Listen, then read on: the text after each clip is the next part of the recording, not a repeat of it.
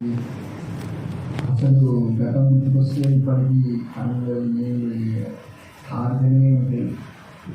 ఇంత భయంకరమైన బాధను అనుభవించిన అంటే ప్రభుని రోజున సంఘాన్ని ముందుగానే హెచ్చరించారు. సంఘం అంటే క్రీస్తు యొక్క శరీరం. క్రీస్తు ఆ సంఘాన్ని క్రీస్తు వారంలోనే దేవుడు మీకు బయలుపరిచాడు. వాక్యాన్ని అస్సలుగా మర్చిపోకండి బిడ్డలారా. ఈ లోకంలో మనం వచ్చినప్పుడు ఏం తీసుకురాలేదు, పోయేటప్పుడు కూడా ఏది పోదు మనకు. కానీ అసలు మనం ఎవరము, మనలో ఏముందో, ఏం కోల్పోయామో ఆయన ప్రేమ ద్వారానే మనం తెలుసుకున్నాం. ఆయన మనల్ని శాశ్వతమైన ప్రేమతో ప్రేమించాడని, ఆ ప్రేమను మన స్వలాభాల కోసం మనకుండేటువంటి కొన్ని స్వార్థపూరితమైన దురాశల నిమిత్తం ప్రభుకు మనం దూరమవుతున్నామని తెలుసుకుంటున్నాం. ఈరోజు కూడా ప్రభు జీవితంలో యథార్థమైన సంఘటన, ఆ సంఘటనలో నేను అనుభవించిన అనుభవంలో ఒకటి జ్ఞాపకం చేసి ఈ వాక్యాన్ని చెప్పమని చెప్పాడు. ఆయన చెప్తున్నప్పుడు నా మనసులో ఎంతో వేదన. చాలా దినముల నుండి ప్రభు మాట్లాడట్లేదు, మరలా ఇప్పుడు మాట్లాడడం ప్రారంభించాడు. నాతో ప్రభు ఎప్పుడు మాట్లాడతాడంటే, నా అనుకున్న బిడ్డలే, నేను కన్న నా పిల్లలే నాకు వ్యతిరేకంగా తిరుగుతూ బాధ పెడుతున్నప్పుడే మాట్లాడతాడు. అప్పటి వరకు మాట్లాడు. ఎందుకంటే మనకు తెలుసు ఆ బాధ ఎట్లా ఉంటుందో. మన వాళ్ళు అనుకున్న వాళ్ళు మనకు శత్రులైపోయినాక మిగిలిపోయేది ఎవరండి? ఇక మనల్ని ఆదరించగలగాలంటే ఆయన ఒక్కడే, ఇంకెవరు ఉండదు కదా. నేను నా పిల్లల విషయంలో చాలామంది విషయాల్లో బాధపడ్డానికి వచ్చాను. సంఘములో జరిగే కొన్ని సంఘటనలు జరగబోయే వాటి గురించి ముందే చెప్పి సంఘాన్ని ఒక మాట చెప్పి హెచ్చరించు. నా బిడ్డలకు గుర్తుపెట్టుకుంటే వాళ్ళకి మేలు జరుగుతుంది, లేకుంటే వాళ్ళు నాకు దూరం అయ్యే అవకాశాలు ఉన్నాయి అని ప్రభు చెప్పాడు. నాకు ఇది ఒక్కరికి సంబంధించింది కాదు, సంఘంలో అందరికీ సంబంధించి. ఏంటిది ప్రభు అంటే, ఇంకా సాతాను ఒక్కొక్కరిని పట్టి శోధించబోతున్నాడు, చెరపట్టి వేధించబోతున్నాడు, కొన్ని కీడులో పడేయబోతున్నాడు, కొన్ని జరగరాని సంఘటనలు జరగబోతాయి. అప్పుడు వాళ్ళు కోల్పోయేది ఏం తెలుసా? కృతజ్ఞతను. ఆ కృతజ్ఞతను కోల్పోకుండా నీవు బోధించు, అది నేను చేసినటువంటి త్యాగం గురించి అన్నాడు. అదే వాక్యాన్ని మనం ధ్యానం చేస్తాం. చూద్దాం. తిమోతి 2వ పత్రికలో 3వ అధ్యాయము 2వ వచనం. ఇది మనము చదువుకున్న వాక్యమే, కానీ ఈ రోజున ఒక ప్రత్యేకముగా ఉంటుంది ఈ వాక్యము. చదవండి. 2వ తిమోతి 3వ అధ్యాయము 2వ వచనం. ఎలాగనగా మనుషులు స్వార్థప్రియులు. చూడండి, మనం అందరం ఎవరని? మనుషులనే. కానీ కీర్తన గ్రంథంలో మన గురించి రాయబడిన విషయం ఏం తెలుసా? మీరు దైవములు అని రాయబడింది. దైవం అంటే ఏ దైవం అయి ఉంటాం మనము? చెప్పండి గట్టిగా. దైవం అంటే ఏ దైవం అయి ఉంటాము? దేవదూతలమా, లేకుంటే యెహోవా దేవుడా, లేక పరిశుద్ధాత్మ దేవుడా? అంటే మనకు తెలిసింది ఒకటే, మనము క్రైస్తవులము. అంటే క్రీస్తులాగా ఆయన స్వరూపములో నుండి బయటకు వచ్చిన క్రైస్తత్వపు దైవత్వం కలిగిన క్రీస్తు యొక్క కుమారులమై, క్రీస్తు పోలికగా మలచబడిన దేవుని పిల్లలమైన. హల్లెలూయా. దేవుని పిల్లలారా, ఎంత చక్కగా రాయబడింది. మనుషులు అంట స్వార్థపరులు. ఇప్పుడు నీకు ఈ మాట రాగానే నీ గుర్తుకు రావాల్సింది ఏం తెలుసా? నీ ప్రతి పరిస్థితిని నువ్వు దేవుని పట్ల, సంఘం పట్ల కనుపరిచేటువంటిది ఏంటిది? అందరూ గుర్తుకున్నారా? ఇక్కడ ఉన్నట్టే ఉన్నదా మీకు, లేక ఇంటికి వెళ్ళిపోయినట్టున్నదా? చెప్పాలి. అసలు మన మెసేజ్ ఏంటిది? మీ జీవితంలో ప్రతిసారి సంఘం పట్ల, దేవుని పట్ల, దైవజనుని పట్ల కనిపించేది ఏంటిది? మీరు ఎక్కువ కనపరిచేది ఏంటిది? స్వార్థం. ఈ వాక్యం నీకు తాకాలి, నీకు రాకాలి, నీకు అసలు ఆ వాక్యంలో ఉన్న సత్యాన్ని నువ్వు తెలుసుకోవాలంటే ఫస్ట్ నువ్వు వేసుకోవాల్సింది నీ మీదే. అంత్య దినాల్లో మనుషులు స్వార్థపరులుగా మారుతారు. ఇస్కరియోతు యూదా యొక్క స్వార్థము యేసు ప్రభుని మరణానికి అప్పగించింది. యేసు ప్రభుకు తనకున్న సంబంధం ఏమీ లేకుండా నీకు, దేవునికి, దైవజనునికి అడ్డొచ్చేది ఏంటిది? నీకేదైనా అవసరం ఉండొచ్చు, నీకేదైనా బాధ ఉండొచ్చు, నీకేదైనా ఒకటి కొన్నిసార్లు ప్రభు ఏదైనా చేయవచ్చు, చేయకపోవచ్చు. అప్పుడు నేను జుట్టు పట్టుకొని లాక్కొచ్చేది ఏం తెలుసా? ఏంటిది? స్వార్థం అనేది కాటేస్తుంది బాగా. వాక్యం ఉంటుంది, అంత్యదినములో మనుషులు స్వార్థపరులు, వారి స్వార్థాన్ని కనుపరుస్తారు. ఎలాగూ ఆ స్వార్థం, మన స్వార్థం అనేది ఎప్పుడు పడుతుంది అనేది మనం తెలుసుకోవాలి. హల్లెలూయా. మన స్వార్థం అనేది ఎప్పుడు బయటపడింది అంటే కింద ఉంది జవాబు, చదవాలి. మనుషులు స్వార్థప్రియులు, ధనాపేక్షులు, భింకములాడువారు, అహంకారులు, దూషకులు, తల్లిదండ్రులకు అవిధేయులు, కృతజ్ఞత లేనివారు, అపవిత్రులు, అనురాగరహితులు, అతిద్వేషులు, అపవాదకులు, అజితేంద్రియులు, క్రూరులు, సజ్జన ద్వేషులు, ద్రోహులు, మూర్ఖులు, గర్వాంధులు, దేవుని కంటే సుఖానుభవం ఎక్కువగా ప్రేమించువారు. చూడండి, దేవుని కంటే మించిపోయే పర్సెంటేజ్ ఎప్పుడైతే నీలో కనిపిస్తుందో నువ్వు అప్పుడు ఖచ్చితంగా స్వార్థపరుడిగా గుర్తుపెట్టుకో. ఇప్పుడు నేను దేవుని ప్రేమించాను, దేవుని కంటే మించింది నా దగ్గర ఏదైనా ఉన్నదా? నేను దేవుని కోసము, దేవునికి మించినటువంటి సుఖం అనేది నాలో ఏమైనా ఉన్నదా? నాకు నేను ప్రశ్నిస్తుంటాను. నువ్వు కూడా ప్రశ్నించుకోవాల్సిందే.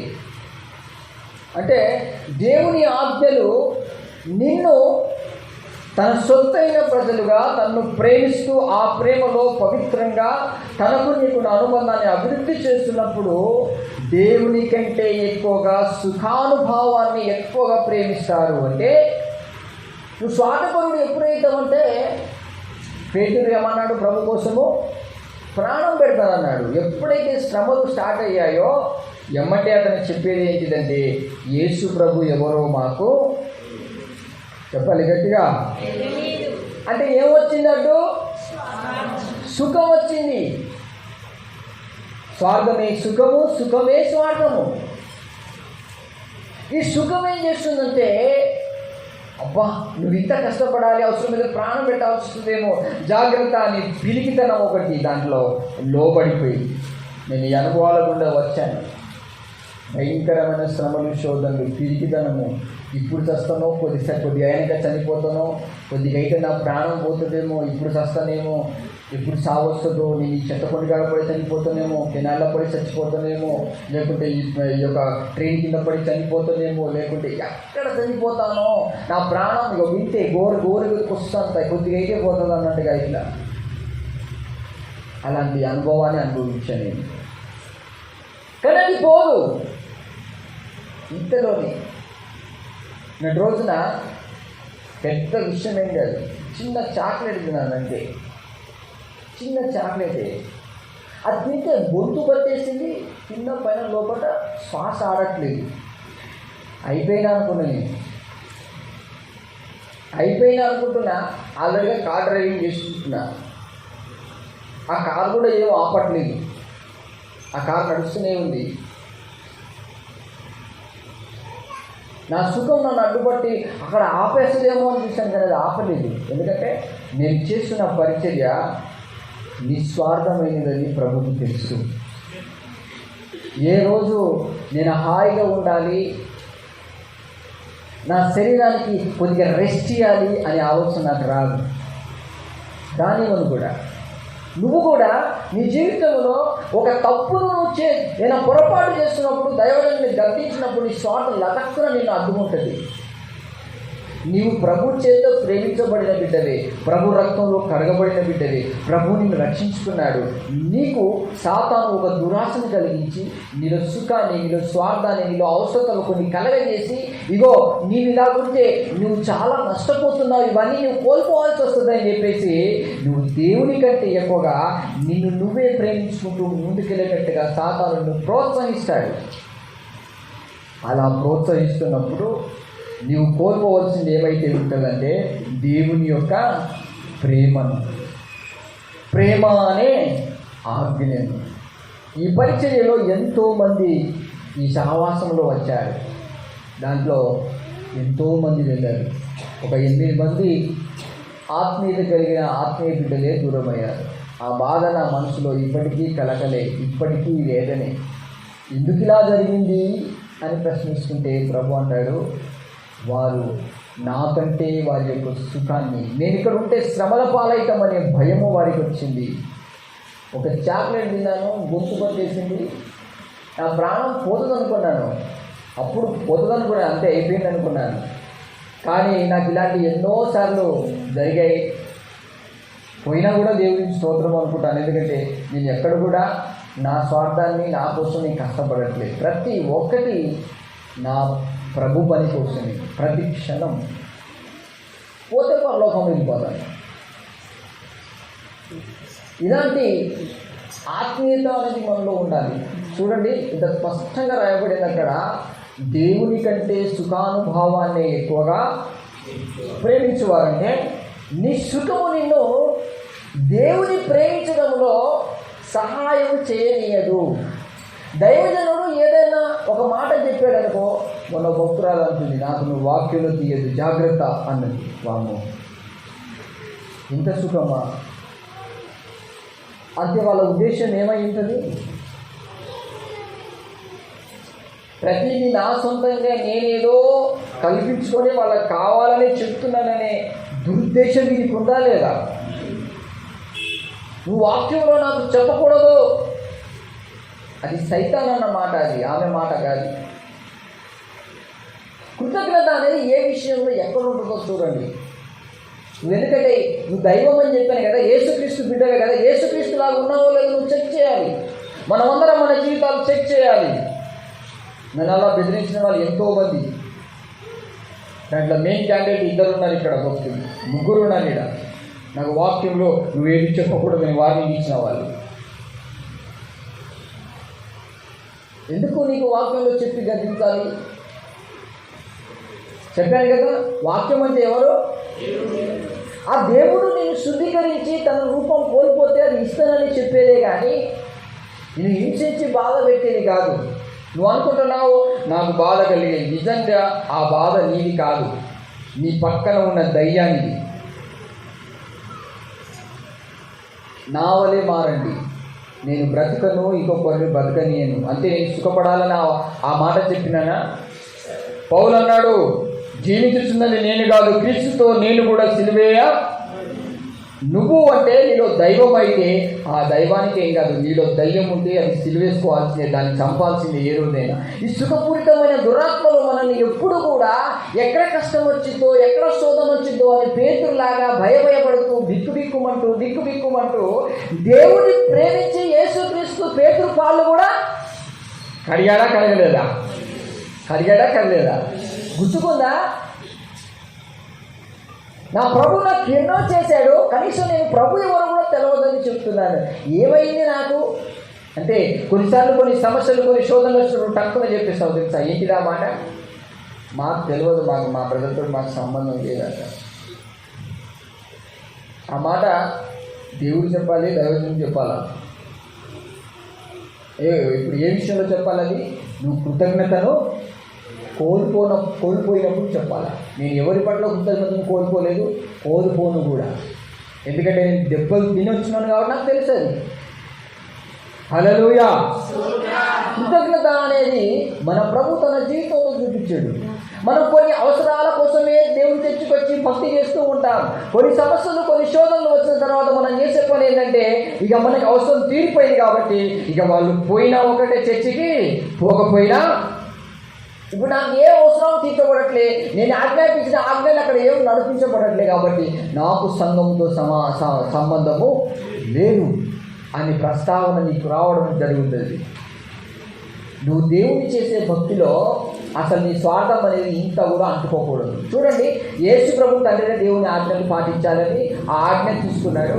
యేసు ప్రభుకి ఆయనకు ఆత్మ ఇచ్చాడు, వరాలు ఇచ్చాడు, దయ్యాలలో కొట్టాడు, రోగులు అన్నీ చేశాడు. ప్రభు చేశాడా లేదా?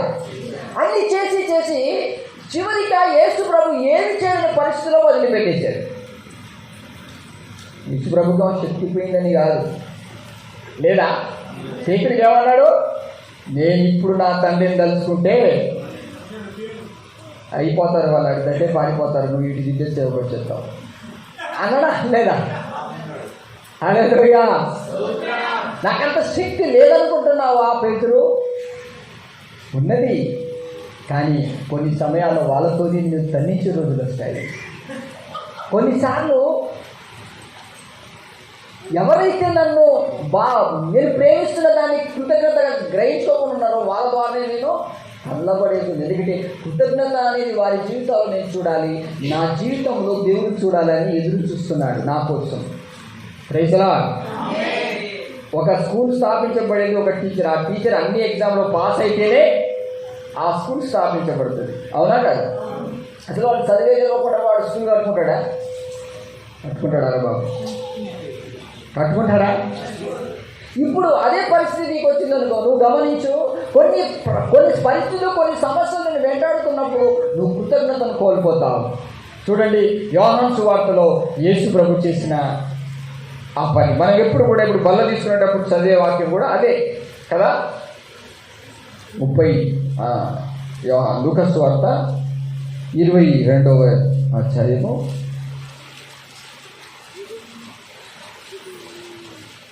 15వ వచనం.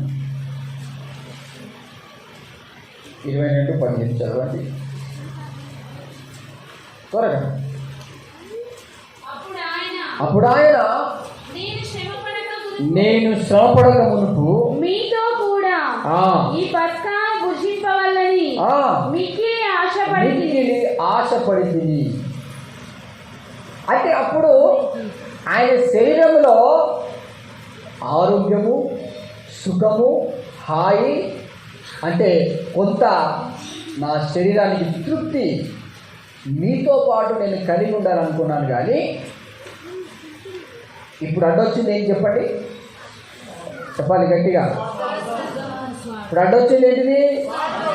శ్రమలు. అందుకే అంటున్నాడు అక్కడ, నేను శ్రమపడ వరకు తినాలనుకున్నాను, కానీ ఇప్పుడు శ్రమ పడాల్సి వచ్చింది కాబట్టి ఇప్పుడు నేను తినవలసిన అవసరం లేదు, తిననీకనే. Praise the lord. మనం కూడా అంతేనండి, కొన్నిసార్లు తింటాం, కొన్నిసార్లు తినని పరిస్థితి ఏర్పడేది వదిలిపెట్టాలి, కానీ తిండి గురించే గొడవలు పెట్టుకోవద్దు. మన దగ్గర ఉన్నారులే కొంతమంది భక్తులు, వాళ్ళు ఎప్పుడు తిండి గురించే గొడవ పడుతుంది. చెప్పుకోవడానికి నాకు సిగ్గు అనిపించింది. వాళ్ళకి ఏమైనా తిండి లేదు కాదు, వాళ్ళు ఏమైనా తినలేదు కాదు, వాళ్ళకైనా కరువు పోయిందని కాదు, వాళ్ళు ఆశపడతారు. ఆ ఆశను సైతం గాడి పుట్టితాడు అనిపిస్తుంది. ఇప్పుడు యేసు ప్రభువుకు ఆశ ఉందా లేదా? గొడవ చేస్తున్నాడా? ఇది నేను శ్రమ పడడానికే ఇది పోగొట్టుకోవాల్సి ఉన్నది కాబట్టి నేను ఇక తినను అనుకున్నాడు, అంతే. ఆమేన్. ఎందుకంటే నీ ఆశ ప్రభువైన యేసుక్రీస్తు అయి ఉండాలి. అది మానేస్తేనే కదా దేవుడు నీతో మాట్లాడేది. దేవుని కోసం నీలో ఉన్న దురాశలన్నింటినీ తీసుకోవాల్సి వస్తుంది. అప్పుడే దురాశ అంటే ఏంటిది? దేవునికి దూరం చేసేది. మనం అనుకుంటాం ఏంటిదన్నాలో దురాశ. ఇప్పుడు నీకు కిలో మటన్ తీసుకొచ్చి మంచిగా తినిపించి బిర్యానీ ఇచ్చి పెడతాను, దాని ద్వారా నువ్వు దేవుని దగ్గర అవుతావా? మరి దురాశ కాకుండా ఏంటిది? తిన్న తర్వాత ఒక 3 గంటలు ప్రార్థన చేసి, ఒక 5 గంటలు ప్రార్థన చేసి పాటలు పాడి దేవుని స్వరాన్ని వింటానంటే నీకు రోజు నేనే పెడతాను వండి, రండి ఎంతమంది తింటారు? పెట్టకుండా అడగండి. నేను కొన్ని సంవత్సరాలు ఇక్కడ పెట్టినా చూసే వాళ్ళందరూ ఈ వాళ్ళు అందరూ చెప్పారు, ఎందుకు ఇదంతా లేనిపోని అప్పుల పాలు. ఇప్పటికి కొన్ని అప్పులు కూడా తీరట్లేదు, ఇంకా ఎక్కడ అప్పులు అక్కడే ఉన్నాయి. ఇక మామూలు ఉన్నారు కదా, తినేది ముచ్చట్లు పెట్టుకునేది. మన ఆ చెరువులో కనుక మనం దున్నపోతులు ఇట్లా బొర్రె చూసావా, అలా బొర్రెటోళ్ళు ఇడ సేవ లేదు, వాక్యం లేదు, ఆత్మరక్షణ లేదు, అక్కడ పోయి నడిపించేది లేదు. దేవుడు బంధు పెట్టాడు, బంధు పెట్టించాడు. తిండి తినడంలో కూడా దేవునికి మహిమ రావాలి, గుర్తుపెట్టుకో. తిండి వదిలిపెడితే కూడా దేవునికి గుర్తుపెట్టుకో. అది కృతజ్ఞత అంటే. మనం ఎప్పుడు నేర్చుకునేది ఏంటిది? ఏదో తిని స్తోత్రం చెప్పడం, అది కాదు. ఈ రోజులు ప్రభు ఈ పస్కాను స్తుతించుకుంటూ తిన్నాను, ఇప్పుడు తినకుండానే స్తోత్రము చెల్లిస్తున్నాడా లేదా? చూడు కింద చదువు. అది దేవుని రాజ్యంలో నెరవేరు వరకు ఇక ఎన్నడూ దాన్ని భుజింపనని మీతో చెప్పుచున్నానని వారితో చెప్పి ఆయన గిన్నె ఎత్తుకొని కృతజ్ఞతాస్తుతులు చెల్లించి మీరు దీన్ని తీసుకొని మీలో పంచుకొని మీరు తినండి అంటున్నాడు. ఇప్పుడు ఆయన తినట్లేదు, ఆయన శ్రమల్లో బాధల్లో నింపబడబోతున్నాడు, భయంకరమైన బాధలు ఆయన అనుభవించబోతున్నాడు. మరి ఈ బాధకరమైన వేదన అనుభవించే టైంలో కూడా దేవుడు ఏం చేస్తున్నాడు? ఆ పాత్ర తీసుకొని నువ్వు కొన్ని తినని పరిస్థితులు ఏర్పడతాయి, కృతజ్ఞతాస్తుతులు తెలుపుతావా? నేను రాత్రి ఏం చేస్తున్నా, జీవితంలో నాకు కొన్ని గుర్తుకునే సంఘటనలు. నా భక్తురాలు తింటే నా బిడ్డని బాధ పెట్టాలనే ఉద్దేశం కాదు, నా గతం గుర్తుకొచ్చింది తక్కువ. అంటే ఇప్పుడు ఆమె నాలాగా ఉన్నది, నాలాగా తింటానని కాదు, నాకు గుర్తుకొచ్చింది. ఇంట్లో అన్నం కూర వండి పెడితే ఏం చేసేవాళ్ళంటే నైట్ కొద్దిగా అన్నం కూర ఉండేది. ఉండినప్పుడు పొద్దుగా లేచి తినాలని మా తిండిపోతులు ఎదురు చూసేది, నేను కూడా ఎదురు చూసేది. ఇద్దరు పోటీ పడారు, ఎవరు పొద్దుగా లేచి తింటారా? ఈయన తింటాడు, నేను తింటాను, ఆయన తింటాడు అని ఏమో ఎదురు చూసేది. పొరపాటున మా వాడు లేచి ఎప్పుడు వేసేసేది. ఈయన గొడవ, పొద్దుగా అలా తిందాం అనుకున్నా రాత్రి కూర నువ్వు ఎందుకు ఉంచలే. హల్లెలూయా. చూడు, కొన్నిసార్లు నువ్వు దైవత్వంలో ఆత్మీయంగా ఎదగవచ్చు, కొన్నిసార్లు నీకు మిస్ పోవచ్చు గొడవ. ఎందుకు చెప్తున్నానంటే, కొన్నిసార్లు నువ్వు దేవుని వాక్యాన్ని చదవచ్చు, కొన్నిసార్లు అవకాశం కోల్పోవచ్చు, కొన్నిసార్లు పాటలు పాడవచ్చు, కొన్నిసార్లు అవకాశం కోల్పోవచ్చు, కొన్నిసార్లు ఏదైనా ఒక జరగరాని సంఘటనలు, కొన్నిసార్లు సహాయాలు సంఘం ద్వారా కానీ దేవుని ద్వారా పొందవచ్చు, కొన్నిసార్లు కృతజ్ఞత అనేది ఎలా ఉంటుందో దేవుడు మనకు నేర్పించాడు మన జీవితంలో. అవునా కదా? ఏమన్నా ఇక్కడ తిని స్తోత్రం చెప్తున్నాడా, తినకుండా స్తోత్రం చెప్తున్నాడా? నీ కొన్ని సంఘటనలు జరుగుతున్నప్పుడు కొన్ని తినని పరిస్థితులు, కొన్ని నష్టాల పరిస్థితులు, కొన్ని బాధల పరిస్థితులు వస్తాయి. నువ్వు తినకుండా, ఇప్పుడు యేసుప్రభు తిన్నట్లే వేరే వాళ్ళు తింటున్నారు, స్తోత్రం అంటున్నాడా లేదా? ఇప్పుడు మనం తిన్నాం, మన వంతులు ఎవరో తినిపోతారు, స్తోత్రం చెప్తావా? అబద్ధాలు చెప్పకు, అబద్ధికుడిగా బతకకు. ఇంట్లో ఇప్పుడు పొద్దుగల పనికి పోయేటప్పుడు తినిపోదాం అనుకోడు, సరే పనికి పోతున్నాడు, పొద్దుగలలో ఉన్నది కానీ నైట్ తినాలని ఆశ పెట్టుకుని ఉన్నాడు. మనవాడు లేచి చేసి కూర్చున్నాడు, ఏం చేద్దాం? దేవానికి స్తోత్రం, ఈరోజు నేను తినాలని ఆశపడ్డా, అది తినలేకపోయినా నీకు స్తోత్రం అయినా, ఇంకో అన్నం అయితే ఉందా తినుకుని పోతాం అని చెప్తావా? చెప్పు గట్టిగా చెప్తావా? అందుకే చెప్తున్నారు, దైవత్వం అంటే ఎలా ఉంటుందంటే తిన్నా స్తోత్రమే. కావాలని వాళ్ళు చేస్తారు కదా, అంటే మనకి 1000 మార్గాలు ఉంటాయి. ఒకటి తీసేస్తున్నాడంటే దేవుడు యేసుప్రభుకి ఏమి ఇస్తున్నాడు? అక్కడ ఆయన ఆశపడ్డది ఏంటిది? ఉట్టి అన్నం తినడానికే. కానీ యేసుప్రభుకు తండ్రి ఇచ్చింది పరలోకపు మన్నా. అక్కడితో అయిపోలే, ఆమె అంటున్నాడు. అక్కడ బంధు పెట్టి లాస్ట్కి ఆయన తినిపించింది తెలుసా? చేదైన సిక్క. అదే ముగింపు. మరి తిండి కోసమే స్తోత్రం చెప్పుకొని నువ్వు చేదైనవి కొన్ని తినవలసి వస్తుంది నీ జీవితంలో, అప్పుడు నువ్వు స్తోత్రం చెప్పగలవా? అదే దేవుడు చెప్పేది నీకు. చేదైన అనుభూతి గుండా నువ్వు వెళ్తావు సంఘంలో కొన్ని పరిస్థితుల్లో, అప్పుడు నువ్వు కృతజ్ఞతగా దేవుని కోసం బ్రతకగలవా? బ్రతకలేవు. అందుకే బ్రతకాలి.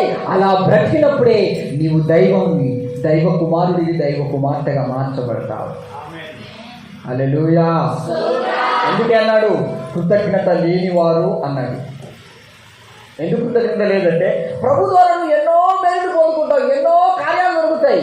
నీకేమో గుర్తుకుంటే అవి అది కీడు జరిగేది. కొన్ని సమస్యలు, కొన్ని శోధనలు ఉన్నాయనుకో,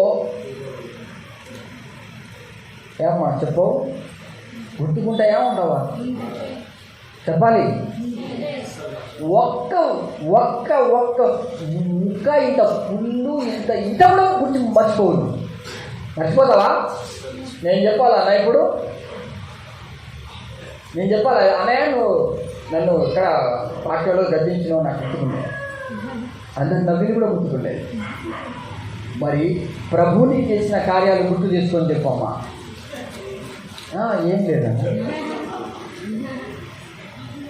ఇప్పుడు యేసు ప్రభు ఆ కృతజ్ఞత తెలుపుతూ ఉన్నప్పుడు ఆయన శ్రమల పాలు కాబోతున్నాడు. శ్రమలకు వెళ్ళబోతున్నాడని కూడా స్తోత్రం చెప్తున్నాడా లేదా? మనం కొన్ని శ్రమల పాలవుతున్నప్పుడు దేవానికి స్తోత్రం అని చెప్పలేము. ఎందుకు చెప్పలేము? మన సుఖము, మన ప్రభుతో ఉన్నటువంటి అనుబంధము ఆ శాశ్వతమైన దాన్ని మనం పొందుకోలేకపోవడం, అశాశ్వతంగా ఉండే శరీరంలో ఉన్న కొన్ని ఆశలే అడ్డుకుంటాయి. కాబట్టి కొన్నిసార్లు నువ్వు వాటిని వదిలిపెట్టుకుంటూ ప్రభు దగ్గరికి వెళ్ళు. చేదైన అనుభవాలకు ఉన్నప్పుడు నువ్వు వెళ్తావు. అప్పుడు కూడా నువ్వు దేవునికి స్తోత్రం చెప్పాలా. చేదు చిరకను తీసుకున్న తర్వాత ప్రభు చేసిన పనేటిది చెప్పాలి. నువ్వు ఏదైతే ఇది నేను చేయలేను, ఇది నేను తినలేను, ఇది నేను భరించలేను, ఈ మాట నేను వినలేను, నేను ఇది చేయలేను, అది చేయలేను. చేదు చిరక అంటే తెలుసు కదా, చేదైన బీరే. అది బీరు కొద్దిగా టేస్ట్ చూడమని నాకు పెడితే నేను టేస్ట్ చూస్తానా? ఫస్ట్ నిన్ను ఒక్క దాన్ని అక్కడికి పంపించేద్దా. కావాలని తీసుకునేది, కావాలని ఇచ్చేది అది పాపం. చేదు చిరక అంటే దాంట్లో మరగగొట్టి తాగి పక్కన పడేసేది, కంపు కొట్టేది ఎక్కడో కొద్దిగా ఉంటే అది తీసుకొచ్చి ప్రభుకి ఇస్తున్నాడు. ఎంత పరిశుద్ధుడండి. రైతులా కావాలని నువ్వు చేతును ఆశించి తాగితే నువ్వు సైతాన్ సంబంధించి నరకానికి. కానీ అక్కడ ప్రభువు నీకు ఎగ్జామ్ పెడుతున్నాడు. ఆ ఎగ్జామ్లో నువ్వు పాస్ కావాలంటే నువ్వు కావాలని తీసుకునేది కాదు, సందర్భాన్ని టైమును బట్టి అనుకోకుండా అది యేసు ప్రభుకి ఇవ్వాలని దేవుడు అనుకున్నాడు. దైవ కుమారుడు చేతిగా ముట్టుకుంటే ఎలా ఉంటుందండి? నీకే కొన్ని పరిస్థితులు ఏర్పడితే ఏంటి మీరు అన్నం పంపించాడు అన్నయ్య, మా దేవత ఇప్పుడు లేదు ఇక్కడ ఆమె, కానీ ఒకసారి నేను ఏదో పంపించాను, మందిరంలో ఉన్నది అది, నాకేమో నేను కొనుక్కునేది కాదు, అంతా ఏదో పంపించాను, వాళ్ళు నాకు వద్దని చెప్పి వాపసు తీసుకొచ్చిన రోజులు ఉన్నాయి. ఇక చెప్తే ఉడవదు. చాలామంది అలాగే ఉన్నారు. రాత్రి అన్నం తినం, రాత్రి కూర తినం. కొంతమంది సేవకులు గంజి తాగి దేవుని పని చేసిన వాళ్ళు ఉన్నారు, ఉప్పు నాగి దేవుని కోసం బతికిన వాళ్ళు ఉన్నారు. నేను అది చేయను, నేను ఇది చేయను అనే ప్రాసెస్ కాదు. నువ్వు కోరుకున్నది ఒకటి, నన్ను ప్రేమించి తన స్వరూపము, తన ఆత్మ, తన ప్రేమను కలగజేస్తున్న దేవుని కోసం నేను దేనికైనా రెడీ. అదే కృతజ్ఞత అంటే. కొన్ని చేదైన అనుభవాలు నీకు అడ్డుకున్నప్పుడు దేవుని అనుమతి లేకుండా ఏది జరగదు. గుర్తుపెట్టుకో. ఫస్ట్ దేవుని అనుమతి ఉంటుంది, ఖచ్చితంగా ఉంటుంది. అనుమతి ఉంది కాబట్టి చేదు చిరక తీసుకున్న తర్వాత ప్రభు ఏం చేశాడు చెప్పాలి గట్టిగా. హైదరాబాద్ తెలిసి ఇంట్లోనే నేను కూడా వస్తానని చెప్పు గట్టిగా. చేదు చిరక తీసుకున్న తర్వాత ప్రభు ఏం చేశాడు? నా ఆత్మను నీకు అంటే ఇప్పటి వరకు నేను కృతజ్ఞుడై ఉన్నానో లేదో అని దేవుడు నన్ను టెస్ట్ చేశాడు. నేను ప్రభువుని మర్చిపోలేదు. ఏదలా ఇప్పుడు నీకు అవే పరిస్థితులు రాబోతున్నాయని దేవుడు నాకు చెప్పాడు. ఇది జరగబోయేది ముందే, జవాబు దేవుడు ముందే చెప్పాడు అనుకో. ఈ మాటలని గుర్తుపెట్టుకో. వ్యర్థమైన వాదన చేసి వ్యర్థమైన డిస్కషన్ దైవజనంతో చేస్తే నీకు వచ్చేది ఏమీ ఉండదు. దేవుడే నీకు బయలుపరుస్తున్నాడు. ఇది నా సొంతంగా నేను చెప్పాలనుకోలేదు. కొన్ని చేదైన అనుభవాలు, కొన్ని చేదైన బాధలు, కొన్ని చేదైన వేదనలు నువ్వు గురిగా పోతున్నావు. కొన్ని చేదైన సమస్యలు నువ్వు ఎదుర్కోబోతున్నావు. అప్పుడు నువ్వు కృతజ్ఞత కలిగి దేవుని సంఘంలో ఉంటావో లేదో ఈ మాటలు నీ హృదయంలో నాటపడును గాక. అప్పుడు నువ్వు కృతజ్ఞతలపై దేవుని సన్నిధిలో నేను ఏ రోజు నన్ను ఎన్నో విధాలుగా ఆదరించి బలపరిచి ఇంతవరకు నన్ను తీసుకొచ్చాడు దేవుడు, నేను మర్చిపోలేని కృతజ్ఞత నీకు ఉంటుందో లేదో అది గుర్తుపెట్టుకో అంటున్నాడు ప్రభు. ప్రైజ్లా. నీకంటే దేవుని కంటే నీ సుఖం గొప్పది కాదు, దేవుని కంటే నీ అవసరం గొప్పది కాదు, దేవుని కంటే నీకు ఈ చేర్చినకు కూడా గొప్పదే. ఇది దేవుడే నీకు తోడయింది, పరిశుద్ధాత్మ దేవుడే నీకు తోడయింటే ప్రతి పరిస్థితిని నువ్వు చేయవలసినది కృతజ్ఞతతో అంగీకరించవలసి ఉన్నది. Praise the lord. ఎట్లా వెళ్ళిపోయింది అందరింటికి గుడ్ల గూపలు నింపుకునే చూస్తా అంట. చెప్పు గట్టిగా. నోరు ఇయ్యలే దేవుడు. దేనితోటి? కృతజ్ఞతతో నువ్వు కొన్నిసార్లు వాటిని నీవు తీసుకోవాల్సి వస్తుంది. రైతులా మన శాతం తొందర పెడతా ఉంటుంది. ఇక అయిపోయి నువ్వు నష్టపోయావు, నువ్వు అంతా ఏదో జరిగిపోయింది అక్కడ బయట ఉరుకు ఇక్కడి నుంచి ఇక పారిపో, నీకు ఏదో జరిగిపోయిందని దుష్టుడు ఎప్పుడు శోధిస్తాడు మనది కదా. ఈ పోకు, నువ్వు మందిరానికి పోకు, సంఘానికి పోకు, నీకు ఏం లేదు, వేస్ట్ నువ్వు అంతా అని నీలో స్వార్థాన్ని ముందు పెడుతుంది. నేను పోయింది సంఘానికి స్వార్థం కోసం కాదు, నా సుఖం కోసం కాదు, సిలువ మోసుకొని వెంబడించమన్నాడు. నేను ఎప్పుడు సిలువ మోసి నేను వెంబడిస్తానో అదే ఆయనకి నాకున్న అనుబంధం. Praise the lord. మనం ఏం కష్టపడం. ప్రభు ఏం చేశాడు? ఆయన మరణానికి వెళ్ళే పాత్రాన్ని తెలిసి కూడా కృతజ్ఞతలు స్తోత్రాలు చెప్పాడు. నువ్వు ఈ పని చేయగలవా అని ప్రభు నీకు ప్రశ్నిస్తున్నాడు. దీనికి నువ్వు ప్రభుకు సమాధానం. ఎందుకు మా 8 మంది భక్తులు నాకు దూరం అయిపోయారు తెలుసా? ప్రభు నాకు చెప్పాడు, వాళ్ళు కృతజ్ఞతను కోల్పోయారన్నాడు. నా జీవితంలో ఫస్ట్ కృతజ్ఞతను కోల్పోయాడు అనే మాట ఫస్ట్ ఒక వ్యక్తి విషయంలో నాకు చెప్పాడు. అందుకే గతాన్ని గుర్తుకు చేస్తున్నాను నేను. ఎందుకంటే నా గతాన్ని నేను మర్చిపోయినా కానీ నా బిడ్డ ద్వారా ఒక బిడ్డ, నా ఆత్మీయ బిడ్డను బట్టి అవి గతం మళ్ళా గుర్తుకు తేవాల్సి వచ్చింది, మళ్ళా గుర్తుకు తెస్తున్నా. నేను ఒక దైవజనంతో కలిసి ఎంతగానో పరిచర్య చేసి ప్రభుని మహిమపరుస్తూ దేవుని తర్వాత ఒక్కొక్కసారి దేవుని కంటే ఎక్కువ కూడా ప్రేమించిన రోజులు ఉన్నాయి. అది తప్పని తెలిసిన తర్వాత దేవుని తర్వాతనే ప్రేమిస్తూ నేను దేవుని ఆజ్ఞ పాటిస్తూ సాగుతూ ఉన్నాను. నేను ఆ వ్యక్తితో పరిచయం అయినప్పుడు ఆ వ్యక్తికి ఏమీ లేదు, ఉత్తి ఖాళీ ప్లేస్ ఉన్నది. లబ్బర్ కట్టెలు అంటారు చూసారా, దాంతో చుట్టూ తడికేసుకొని ఇది కాదు నేను చెప్తాను, నాకు గుర్తుకొస్తాను. ఆ లబ్బర్ కట్టెలు అల్లేసి అక్కడ ఏం దొరుకుతుంది తెలుసా? నీళ్ళు, ఉప్పు నీళ్ళు కూడా దొరకవు. ఈ ఉప్పు బోరింగ్ నీళ్ళు తాగాల, ఏం లేదు, సైకిల్ మీద సేవ. ఆ నీళ్ళు కూడా దొరకదు ఆయనకు, సరైన తిండి దొరకదు, సరైన ఏది దొరకదు. అప్పుడు నాకు దేవుడు 2003వ సంవత్సరంలో ముందే చెప్పాడు, నువ్వు కొద్ది రోజులు మాత్రమే అక్కడ ఉంటావు, తర్వాత నువ్వు ఉండవు. జరగబోయేది దేవుడు అంటే జరగబోయేది ముందు చెప్పేవాడే. కానీ మా దగ్గర కొంతమంది దేవుడు మాట్లాడుతూ ఉంటాడు. నాకు దేవుడు ఇప్పుడే వేరే సంఘానికి వెళ్ళిపోమని చెబుతున్నాడు. ఎప్పుడు చెప్పాడని? జరగబోయక ముందా, జరిగిన తర్వాతనా? చెప్పాలి. జరగకముందే చూపిస్తాడు. నీకు ఏం జరిగినాయి ఈమె జీవితంలో? ఏది జరగకముందంటే నీ జీవితంలో ఎన్ని సమస్యలు, ఎన్ని శోధనలు వస్తాయో, ఏం జరుగుతుందో అది ముందుగా బయలుపరిస్తే ఆయన పరిశుద్ధాత్మ దేవుడు వాస్తవానికి నిజం. Praise the lord.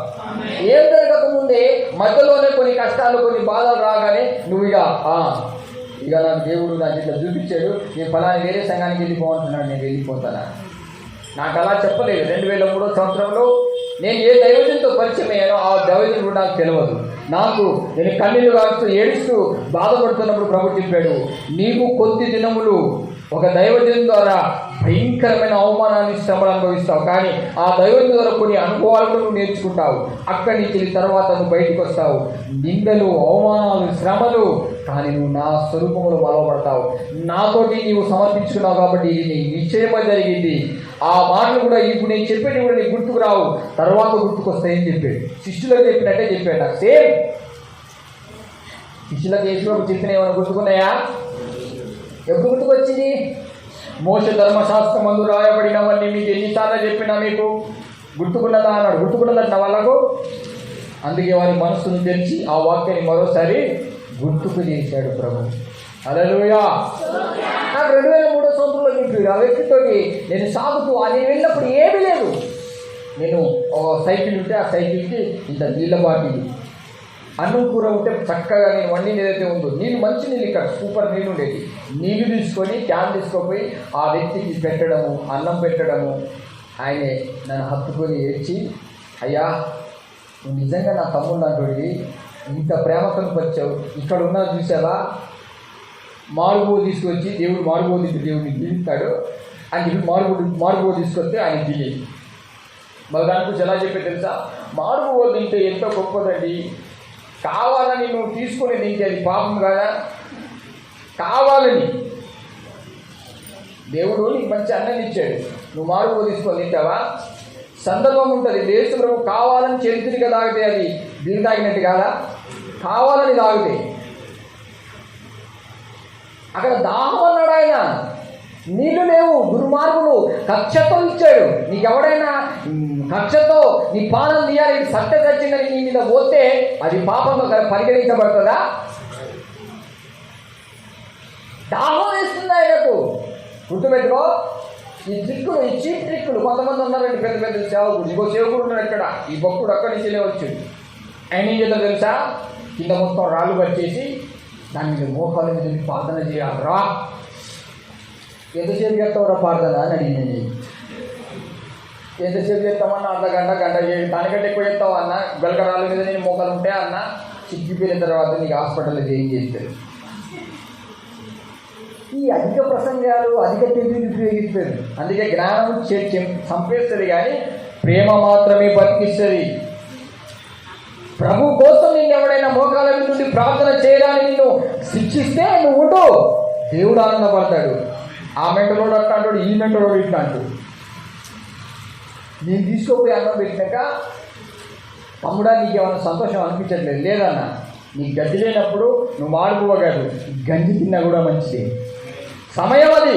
కానీ కావాలని తింటున్నావు చూసావా, నీ ప్రెస్టేజ్ కోసం, నీ బడాయి కోసం. ఈ సంఘంలో అందరిని కూడా చెప్పుకొని, గొప్పలు చెప్పుకొని, చప్పట్లు కొట్టగానే వాళ్ళందరూ తీసుకొచ్చి నీకు ఇలాంటి ట్రిక్కులు నాకు బాగా తెలుసు అన్న, నన్ను బాగా తీసేది. నువ్వు బలంగానే వాడబట్టేట్టున్నావురా అన్నాడు. వాడబడతాను, ఏ రోజైనా వాడబడతాను. ఎందుకంటే నా ప్రభు శ్రమలతోనే ఆ ప్రేమను సంపాదించుకోమన్నాడు. కావాలనే చీప్ ట్రిక్కులు ఉపయోగించమని చెప్పాలా. ఈ నీళ్లు తీసుకొచ్చి, ఈ యొక్క అన్నం తీసుకొచ్చి పెడుతూ ఏమి లేని పరిస్థితిలో ఏకమై ప్రార్థన చేసి, ఒక్క రిక్ష మీద 10 రేకులు, ఒకటే రిక్ష మీద చూసి ట్యాక్స్ ఇప్పటికి ఉంది ఆ యొక్క వరంగల్లో. ఆ ట్యాక్స్ కాడ రేకులు, 10 రేకులు, వర్షం పడుతుంటే ఆ వర్షంలో 10 రేకులు వేసుకొని తొక్కుకుండా తీసుకెళ్ళారు. అక్కడికి పోతే నాకేం చేశారు తెలుసా? రాజకుమారునికి జయము అని చెప్పలా. ఆ దించేసినాక ఎప్పో అన్నాడు. అంత మాదిరి పొట్టుడుంటే పుట్టి చెక్కాడు.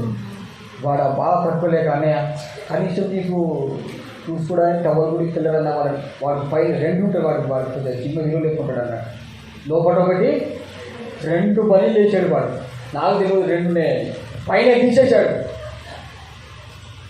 పైన తీసేసి లోపలికి కూడా అన్నా, దీంతో నువ్వు చూసుకోవాలన్నా అన్నాడు. ఆహా దేవాసం. మరి నీకెక్కడంటే నీ తెలవకన్నా ఇవి ఎందుకు వస్తాయి అన్నాడు. లోపల చూస్తే ఇంకొక పని ఉన్నది. బయలు అంటే ఇట్లాంటి పనిని కాదు, టీషర్ట్ మీద ఇంకొక టీషర్ట్ వేసిపోవాలి. ఈ మనుషులన్నా నువ్వు చేసి దేవుని పనే కదా, నీకు మర్యాదలు చేయొచ్చు కదా అంటే, నాకు మర్యాదలు ఎవరు చేయరా బాబు, ఇది నా ప్రభు కోసం చేసేది కాబట్టి ఖచ్చితంగా మనం చేదైన అనుభవాలు అనుభవిస్తాను. నిన్నటి రోజున నేను ఎలుగుర్తికి వెళ్ళినప్పుడు నాకు దర్శనంలో ముందే చూపించాడు దేవుడు. అక్కడ ఏ తల్లి రాబోతుందో ఆ బిడ్డకి నేను ఏం ప్రార్థన చేయబోతున్నానో నాకు దర్శనంలో చూపించాడు. ఒక వారం రోజుల కింద నేను ఏంటి కాదు ఇట్లాంటి ఎన్నో దర్శనాలు పడతాయని లెక్క చేయదు. అక్కడ పోగానే ఆమె నన్ను చూశాటది, అన్నయ్య ఈసే నాకు వస్తే నేను పంపించాడంటే, నేను ఎక్కడో చూసినా చుట్టుకొస్తాను నేను ఆలోచించాను. కానీ నాకు దేవుడు దర్శనంలో చూపించాడు. దేవుడే నిన్ను పంపించాడని ఆమె నాకు చెప్తుంది. నాకు తక్కువ దర్శనం గుర్తుకొచ్చింది. అది పోగానే ప్రార్థన చేసిన. మేము పోతున్నాం గలకరాల మధ్యలో. చెప్పొద్దు అంటే ఎందుకు చెప్పొద్దు, సమయం అది నిజమే కదా, అబద్ధం ఏమున్నది, నిజం చేయడానికే నీ పానం పోతే ఇక నువ్వేం దేవుని కోసం బతికినట్టు. ఆ గలకరాలకు వెళ్ళి మధ్యలోకి ఉంటే 2 దూతలు అంటే ఏంటో ఎవరు తీసుకొచ్చేవయ్యాను, ఇట్లాంటి తోలబడి ఎవరైనా సేవ చేస్తారా, మంచి ఖాళీ నీళ్లు బట్టి జారిపోయి గంటకెళ్ళిపోవాలి. ఎందుకో దేవుడు నేను మలిచాడంటే ఏదో ఒక కారణం ఉంటుందంట. నేను ఇంకో దేవదూత మౌనం ఉంది, ఆ దేవదూత మాట్లాడట్లే. అమ్మ ఈ దూత మాట్లాడలేదు కదా, ఎంతైనా నాకు కొద్దిగా సపోర్ట్ ఉన్నది కావచ్చు అని అనుకున్నా. లోపల దేవుడు అంటనే ఉన్నాడు, ఆ దూత కూడా నిన్ను చెప్తుంది బిడ్డ అన్నాడు. చెప్తూనే ఉన్నాను ఆమె కూడా. దేవా మరి నాకు ఎవరున్నదిగా, కానీ నువ్వు ఖచ్చితంగా నా సమయం దగ్గర పడ్డదన్నాడు. రైతులో అక్కడికి వెళ్ళాను, ప్రార్థన చేసేది అమ్మాయికి ప్రార్థన చేసినాను. కాఫీళ్ళని కింద పడిపోయి ఆమె దయ్యాలని పోయి ప్రార్థన చేసిన. ఇక మంచిగా స్తోత్రం లేదు, శుద్ధి లేదు, అంత మధ్య కూడా లేదు, ఆ మధ్యలో ఆమె కూడా లేదు. ఇక ప్రార్థన చేస్తాను, స్తోత్రం వేసాయి, హల్లెలూయా వేసాయి, స్తోత్రం వేసాయి అంటాడు. నాకు సంతోషం అవుతాను. అసలు వాళ్ళు ఇంటికి పోతే నేను కళ్ళు కూడా ఊహించలేదు. ఆ ఊరికి వెళ్ళి ఇక్కడ ఎలుగుర్తి ఎక్కడా అని ఫోన్ చేసిన డైరెక్ట్ వల్లయ్యాడు. హలో ఎవరు అంటాడు. అయ్యా నేను దైవం జరిగింది ఆయన, నాకు తెలియదు నెంబర్ బ్రదర్ మీరు రండి అన్నాడు. ఇంటికని పోగానే ఎంత చేతబడి, ఎంత భయంకరమైన శోధన అంటే అక్కడ ప్రార్థన. ఎందుకు చెప్తున్నంటే దేవుని పని అంటే, దేవుని సేవ అంటే నీకు హాయి ఉంటుందని నువ్వు కలగంటావు చూసావా, ఆ కలే స్వార్థం. నీ స్వార్థమైనటువంటి మార్గంలో నువ్వు వెళ్ళాలి అంటే నీకు ఏ పరిస్థితిలో ఉండాలి, నువ్వు వెళ్తూనే ఉండాలి.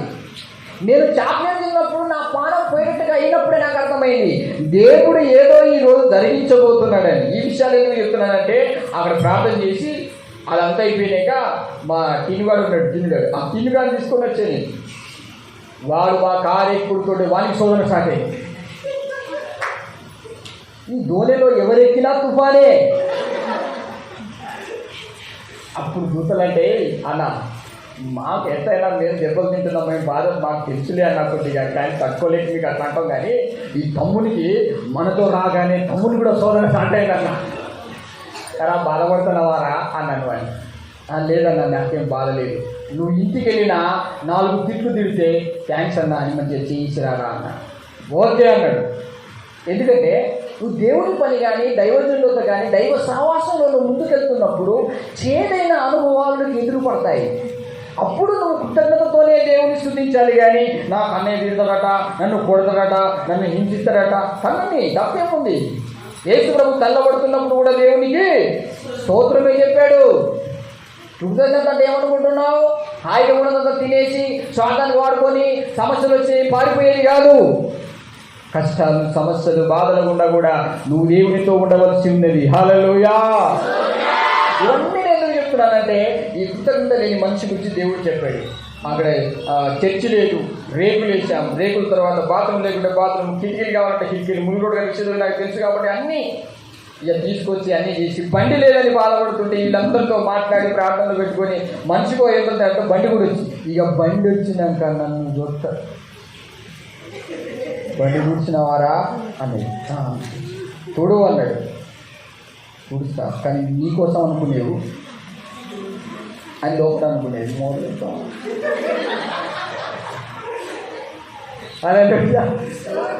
ఆడెవరు తాగుతూ వచ్చేసి అలా నాకు బండి ఇస్తావా అన్నాడు. వాడి పిచ్చి వాడు వస్తే అన్నాడు. నాకే అంటే నీకు ఇవ్వద్దాను,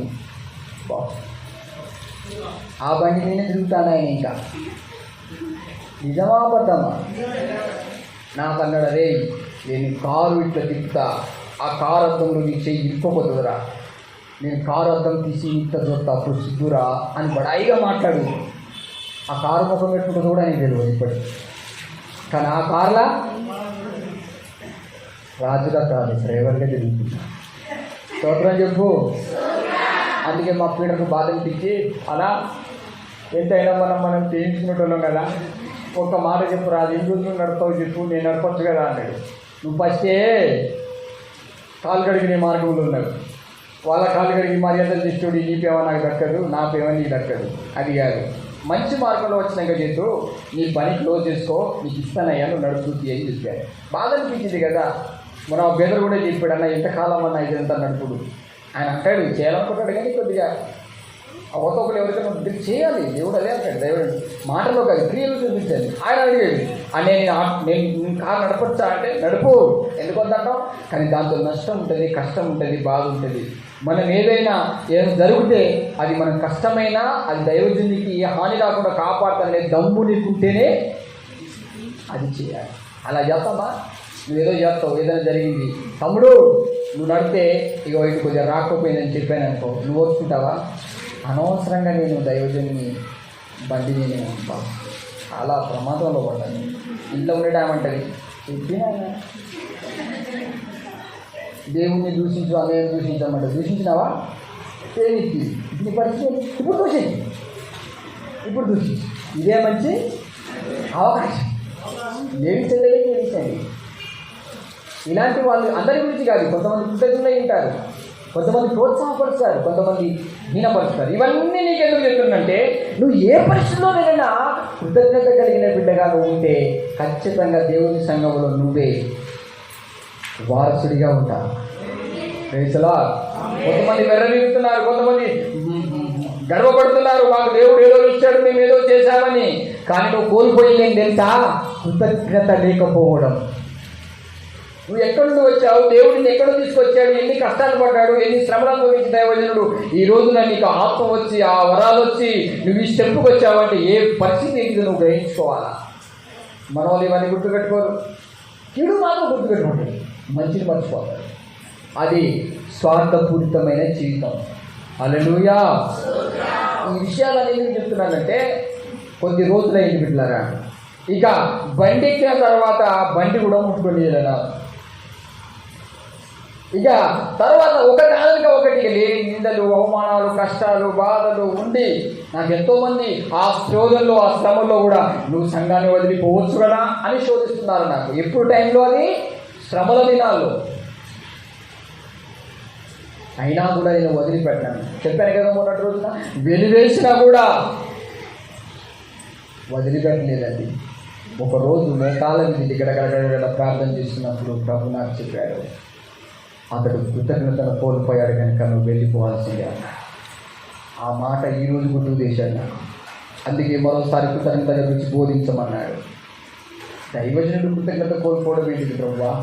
ఆయన కృతజ్ఞత లేదా అంటే, దుష్టుడు పట్టాడు బిడ్డ అతన్ని, నువ్వు ఎన్ని చేశావు. నేను నడిపించినప్పుడు తాటాకులు ఉండే, తాటాకులు చుట్టూ తాటాకులు కాదు, ఆ లబ్బర్ కట్టీలు ఉండే. నువ్వు వెళ్ళిన తర్వాత ఒక్కొక్కటి ఒక్కొక్కటి ఒక్కొక్కటి ఒక్కొక్కటి నేను ఇంత ప్లేస్ చేశాను. నిన్ను బట్టి కాదు, నీలో ఉన్న ప్రేమను బట్టి, ప్రేమ అనే ఆజ్ఞను బట్టి. చూడండి, ప్రేమించే వాళ్ళు సంఘంలో ఎవరుంటే ఖచ్చితంగా అది వాళ్ళ ద్వారానే అభివృద్ధి అవుతుందండి. నేను బలిపీఠం మీద నిలబడి చెప్తున్నాను, మీలో ఎవరైనా కావచ్చు, ప్రేమ అనే ఆజ్ఞ ఎవరు పాటిస్తారో ఖచ్చితంగా దేవుడు వాళ్ళ ద్వారా కార్యం చేసి చూపిస్తాడు. అంతే. హల్లెలూయా, హల్లెలూయా. ఈ ఆజ్ఞ లేనితోటి ఉన్న సంఘం నాశనం అయింది. అంత తీసుకొచ్చినా కానీ ఆ వ్యక్తి నీ పట్ల కృతజ్ఞత లేకుండా పోయాడు అనేసరికి నా గుండె ఢుల్లుమన్నదిగా. కృతజ్ఞత లేకుంటే దేవుని సంబంధం అన్నట పోయినట్టేగా, తీసి పడేసుకున్నాను అంతే. అందుకే ఈరోజు నా ప్రభు మరోసారి జ్ఞాపకం చేశాడు, కృతజ్ఞత లేనివాడు. ఈ కృతజ్ఞత కొన్ని సమయాల్లో మనకు దూరం అయినప్పుడు మనం ఏం చేయాలి అది కూడా మీకు తెలియజేస్తాను. చూడండి, తర్వాత వాక్యాన్ని ధ్యానం చేద్దాం. ఉన్నాయా అందరి దగ్గర? బయట మూసేశారా? ఉన్నాయి కదా. కొలస్సీలకు 4వ అధ్యాయం 2వ వచనంలో మొదటి నుంచి చూద్దాం. కొలస్సీలకు 4వ అధ్యాయం మొదటి. చూడండి, మొదటి నుంచి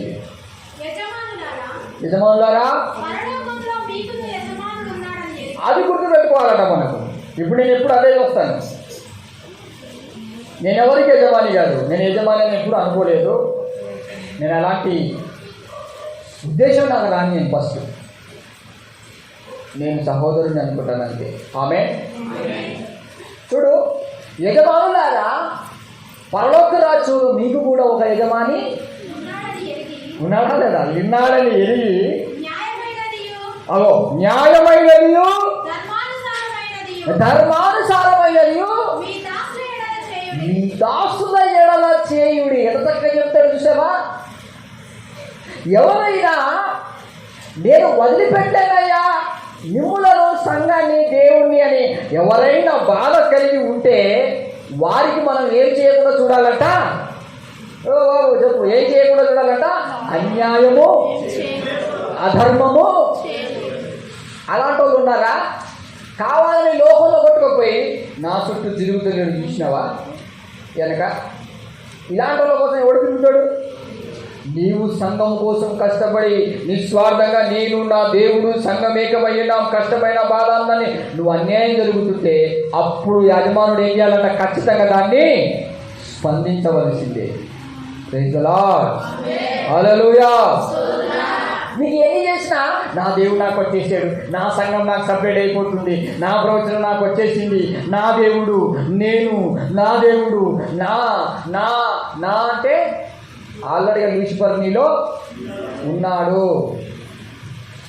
గుర్తుపెట్టుకో, నా అనేది కాదు, నా యేసయ్య, నా ప్రభు, నా దేవుడు, నా సంఘము, నా ఆత్మీయులు, మా దైవజనుడు యేసు ప్రభులో తండ్రి ఉన్నాడు, తండ్రిలో కుమారుడు ఉన్నాడు, కుమారులో పరిశుద్ధాత్మ ఉన్నాడు, ఏకత్వమై ఉన్నాడు. కానీ నా నా అని పరిశుద్ధాత్మ అటు వెళ్ళిపోలేదు, నా నా అని యేసు ప్రభు అటు వెళ్ళిపోలేదు, నా నా అని తండ్రి అటు వెళ్ళిపోలేదు.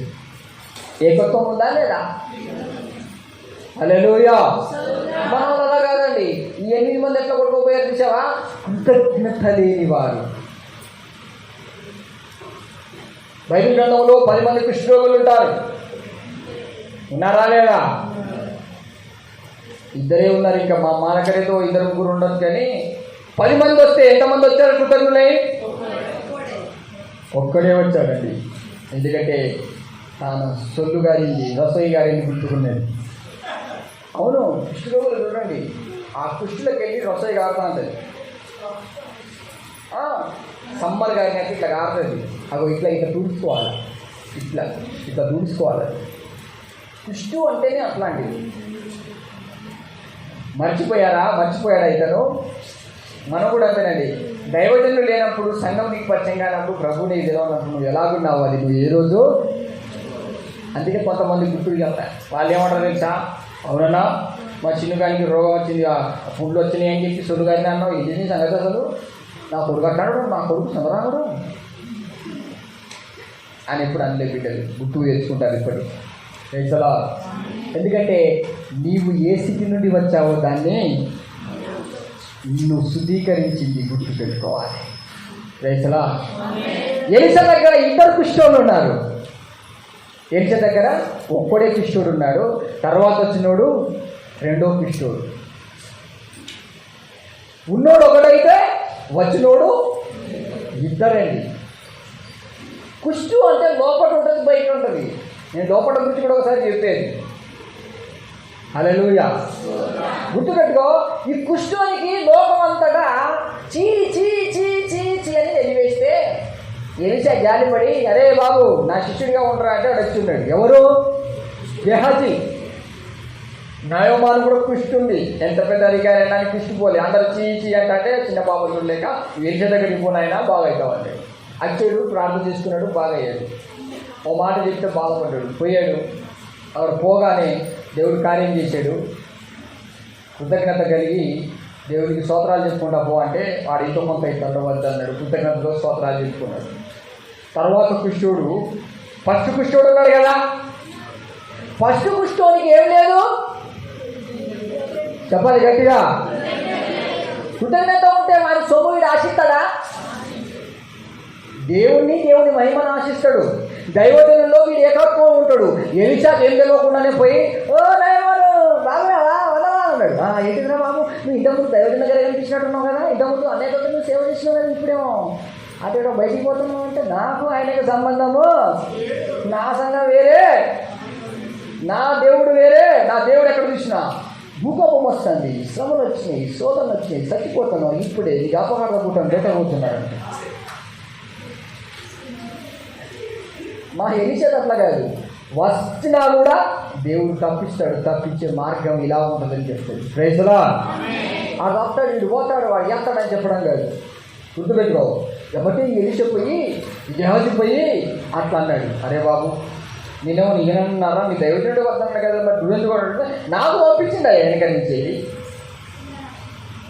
రాజకీయ నాయకులు ఏం చేస్తారా, ఇప్పుడు నీకు ఉద్యోగం కోసం రికమెండేషన్ చేసినావు, నేను చూసుకుంటా పో అంటాడు, పైసలు తీసుకో సార్ అంటే పరుగులు పోతాయి అంటాడు వెనక నుంచి లోకొని. అవునా కదా. ఇప్పుడు ఈ యొక్క మున్సిపాలిటీ ఆఫీసర్లు కావచ్చు, గవర్నమెంట్ టీచర్లు కావచ్చు, ఎవరైనా అంతే. నేను చూసిన కొంతమందిని ఎంఆర్ఓ దగ్గరికి పోయి, సార్ అని నువ్వు కొత్త నోటు తీసుకొని ఇదో చూపి తీసుకుంటాడు. ఎంత నిధి కొనుక్కున్నావురా, వెనక మాత్రం నెంబర్ రాసిస్తాడు. అలా అనుకున్నావా దైవజనుడు అంటే? తీసుకుంటానంటే తీసుకుంటాడు, వద్దంటే అంతే, మార్పు ఉండదు. అది ఇదేదో చెప్పేసి తీసుకొచ్చి దాచిపెట్టేసి హల్లెలూయా స్తుతి మహిమ ఎల్లప్పుడూ దేవుడు. నిన్న స్తుతించలేదు, ఎల్లని గుడి స్తుతిస్తాను, నిన్న తిచ్చినా స్తుతించలేదు వీడు. అరే బాబు ఏంద్రా స్తుతి చేస్తున్నావు అంటే వారి ముఖం చూస్తా అంటే అర్థమైపోయింది, ఈ కుష్ఠరోగం దగ్గరలో వచ్చేసింది. చూశాడు, నువ్వు నాకు కృతజ్ఞుడై ఉండలేదు కాబట్టి వానికున్న కుష్టు అప్పుడు లోపల ఉండే కదా నీకు, ఇప్పుడు బయట వచ్చింది పో అన్నాడు. హల్లెలూయా. ఎవరెవరు 8 మంది దైవజనుని సంఘాన్ని వదిలిపెట్టారో ఆ కుష్టు వారికి కూడా వస్తుంది. వాళ్ళు దైవజను ద్వారా ఏది పొందుకున్నారో, ఏది పొందుకొని వాళ్ళు వెళ్ళి ఏది లేకుండా వచ్చారో అలాగే వాళ్ళు కాబోతున్నారు. ఎందుకంటే వాళ్ళు అనుకుంటున్నారు, అబ్బా మేమైతే మంచిగా హాయిగా మంచిగా బాగుపడ్డాం, వాక్యాలు నేర్చుకున్నాం, ఆత్మ పొందుకున్నాం, దర్శనం అన్నీ అయిపోయింది, ఇక మా కరువైంది ఏం లేదని వెళ్ళిపోయినారు. ఖచ్చితంగా వాళ్ళకి తిరిగి వాళ్ళ పోయినన్ని రోగాలు తిరిగి వస్తాయి. ఎందుకు పోయాయి? కుష్ఠ రోగము యేసు ప్రభుని చూసిపోయింది. Praise the lord. యేసులో ఉన్న ప్రేమను చూసిపోయింది, ఎలీషాలో ఉన్న దేవుని ప్రేమను చూసిపోయింది. కానీ ఆ ప్రేమను గనక మనం మోసం చేయాలి, ఆ ప్రేమను గనక మనము ఆ కృతజ్ఞత లేకుండా పోవాలని చూస్తే మాత్రం తిరిగి వచ్చే రోగాలు మళ్ళా స్టార్ట్ అవుతాయి. గుర్తుపెట్టుకో, దేవుడు చెప్పమన్నాడు కాబట్టి చెప్తున్నాను. ఇక నీ జీవితంలో నువ్వు అది కోల్పోవద్దు. అందుకే అన్నాడు, యజమాని ఎప్పుడు ధర్మాన్ని అనుసరించాలంట, న్యాయాన్ని అనుసరించాలంట. హల్లెలూయా. చదవాలి. తర్వాత 2వ వచనమా ఏమంటున్నాడు? ప్రార్థన యందు నిలకడగా ఉంటూ కృతజ్ఞత గలవారే. చూడు, నువ్వు ఎంత అభిషేకం పొందుకున్నా, ఎంత ఆత్మ పొందుకున్నా, నువ్వు ఎంత అంచెలంచెలుగా దీవించబడ్డా, ఎన్ని భాషలు మాట్లాడినా, నువ్వు ఎన్ని దర్శనాలు చూసినా, అందరు చెప్పాలి, నాకు ఏ ఒక్క నోరు ఖాళీగా ఉండదు. చెప్పాలి గట్టిగా. కృతజ్ఞత గల ఉన్నదా? ఇప్పుడు ఊసిపోయిన వాళ్ళం పోయి అడగండి, అరే బాబు నీకు దైవజన్యం పట్ల కానీ సంఘం పట్ల ఏమైనా కృతజ్ఞత ఉన్నదా అని అడగండి. మాట్లాడకు. దేవుడు మోసే చేతనే పలికించేనా? మా చేత పలికితలేడా? దా కూర్చోయడా. కుమారుడా, నా కుమారుడా, నువ్వు డబ్బున ఇల్లు అమ్మేసి నాకు పైసలు ఇచ్చేయి, లేకుంటే నిన్ను పొందబెట్టాల్సి వస్తుంది. కుమారుడా, నీ జ్ఞాపకార్థ కూటం అన్నయ్య చేయాల్సి వస్తుంది. నేనైతే రాను, నాకు ఆ అధికారం కూడా. ఇస్త్రీ చేయడానికే ఇస్త్రీలు కానీ జ్ఞాపకార్థ కూటం చేయడం వారి వల్ల నేను ఎట్లాగో తప్పించుకుంటా, నా పని అది కదా. అన్నయ్య వస్తాడు కానీ డబ్బున నాకు బడి. ఇలాంటి ప్రవచనాలు చెప్తారండి. కనీసం నేను ఈ మాట చెప్పేటప్పుడు ఎవరికి చెప్తున్నాను, వాళ్ళు ఎవరు, నేను ఇలా మాట్లాడుతుంటే దేవుడు నన్ను మెచ్చుకుంటాడా, ఇది దేవుడు ప్రేరేపిస్తే వస్తున్న ఆత్మనా, నా సొంతంగా నేను ప్రగల్భాలు పలుకుతున్నానా, అసలు దీంట్లో కృతజ్ఞత ఉన్నదా? చూడండి. హల్లెలూయా. నువ్వు ఏ స్టేజ్ నుండి వచ్చావు, నీ గతం నువ్వు ఎలాంటి అసలు ఎందుకు పనికిరాని దేవుడు నిన్నెందుకు ప్రేమించాలనుకుంటాడు? గుర్తుపెట్టుకో, నువ్వు కృతజ్ఞురాలువై ఉండాలని దేవుని యొక్క ఉద్దేశం. Praise the lord. నువ్వు కృతజ్ఞుడివై ఉండాలని దేవుని ఉద్దేశం. ఆ కృతజ్ఞతను మనం కొన్నిసార్లు మా భక్తులు ఉంటారు, వాళ్ళకి ఏదో ప్రార్థన చేస్తే దేవుడు ఆత్మ ఇస్తాడు, వరాలు ఇస్తాడు, కొద్దిగా ఏదో చిన్న చిన్నగా వాళ్ళు కష్టపడి ఒకళ్ళు ఇద్దరు నడిపిస్తాడు. వాళ్ళు వస్తా అంటే వాళ్ళని ఎక్కడ ఆపేస్తారు తెలుసా? కెనాల్ గేట్ కాడ ఆపేస్తారు. ఎందుకమ్మా నువ్వు రాలేదంటే, నన్ను తీసుకొచ్చిన ఆమె ఫస్ట్ నాకు నీతో అనుబంధం ఉన్నది, నాకు కొద్దిగా బాగా నేను పొమ్మంటేనే బాగా లేకుండా నువ్వు పోవద్దని. ఏసయ్యా ఎందుకు ఇలా ఆపింది? వాళ్ళ ఇంట్లో ఫంక్షన్ ఉన్నాక నీకు ఎట్లా పొమ్మంటుంది చెప్పు? పొమ్మంటుందా? వాళ్ళ ఇంట్లో సమస్యలు ఉన్నాక నా సమస్యలు చూడమంటుంది, ఇక రా నాకు హెల్ప్ చేయమంటే కానీ ఇప్పుడు ఇక పొమ్మంటుందా? అలా ఉంటే స్వార్థపరుడు అవుతావు, జాగ్రత్త. కొంతమంది అంతే, సంఘంలో ఉన్నటువంటి స్వార్థాన్ని చూపించాలనుకుంటారు. నువ్వు దేవుని భక్తితో వారికి ఏది చేయాలన్నా అది దేవునిలో చేశాడు గుర్తుపెట్టుకొని వారి దైవత్వానికి అంటగట్టాలి, కానీ నువ్వు కృతజ్ఞత లేని దానిగా తయారు కావద్దు. Praise the lord. చూడు, ఎలీషా ఏమో దేవుని స్తుతించుకో అని దేవుని దగ్గరికి పోయేటని ఆపాడా? ఇప్పుడు వీడు పోయి ఆపేశాడు, వీడు సొమ్ము తీసుకున్నాడు. ఇప్పుడు వాడు దేవుని స్తుతిస్తాడా? చెప్పండి. వాడు ఏం చేస్తాడు ఇప్పుడు? ఆ డబ్బు తీసుకొని స్వస్థ పొందుకున్నాడు, పైసలు తీసుకున్నాడు. దేవుని స్తోత్రం చేయాల్సిన అవసరం ఉన్నది. ఇంజక్షన్ ఇచ్చిండు డాక్టర్, పైసలు తీసుకున్నాడు. హల్లెలూయా. యేసు ప్రభుల వారు గుర్తు పెట్టుకోండి, మీ డైరీలో రాసుకోండి. కృతజ్ఞత కానుక ఎప్పుడు ఇవ్వమన్నాడు చెప్పండి గట్టిగా? ఎప్పుడు ఇవ్వమన్నాడు? 10 మంది కుష్ఠరోగులు బాగయ్యారు కదా, 10 మందిలో 9 మంది కొట్టుకుపోయారు, ఒక్కడే ఉన్నాడు. ఆ ఒక్కనికి కృతజ్ఞత కానికేమో ఎప్పుడు అన్నాడో మీరు చెప్పండి. అదే మీకు గుర్తుకున్నది, అసలు సీక్రెట్ మీకు తెలియదు. వాడు ఫస్ట్ దేవుని మందిరానికి వచ్చి స్తుతించి స్తోత్రాలు చెప్పి, నీలాంటి దేవుడు ఇదలో లేడయ్యో, ఆహా యేసు, స్తుతి మహిమ ఘనత అన్నీ చెల్లించావు. అక్కడికి వెళ్ళిపోయింది. ఇప్పుడు నెక్స్ట్ మన వాళ్ళు అట్లా అంటారా?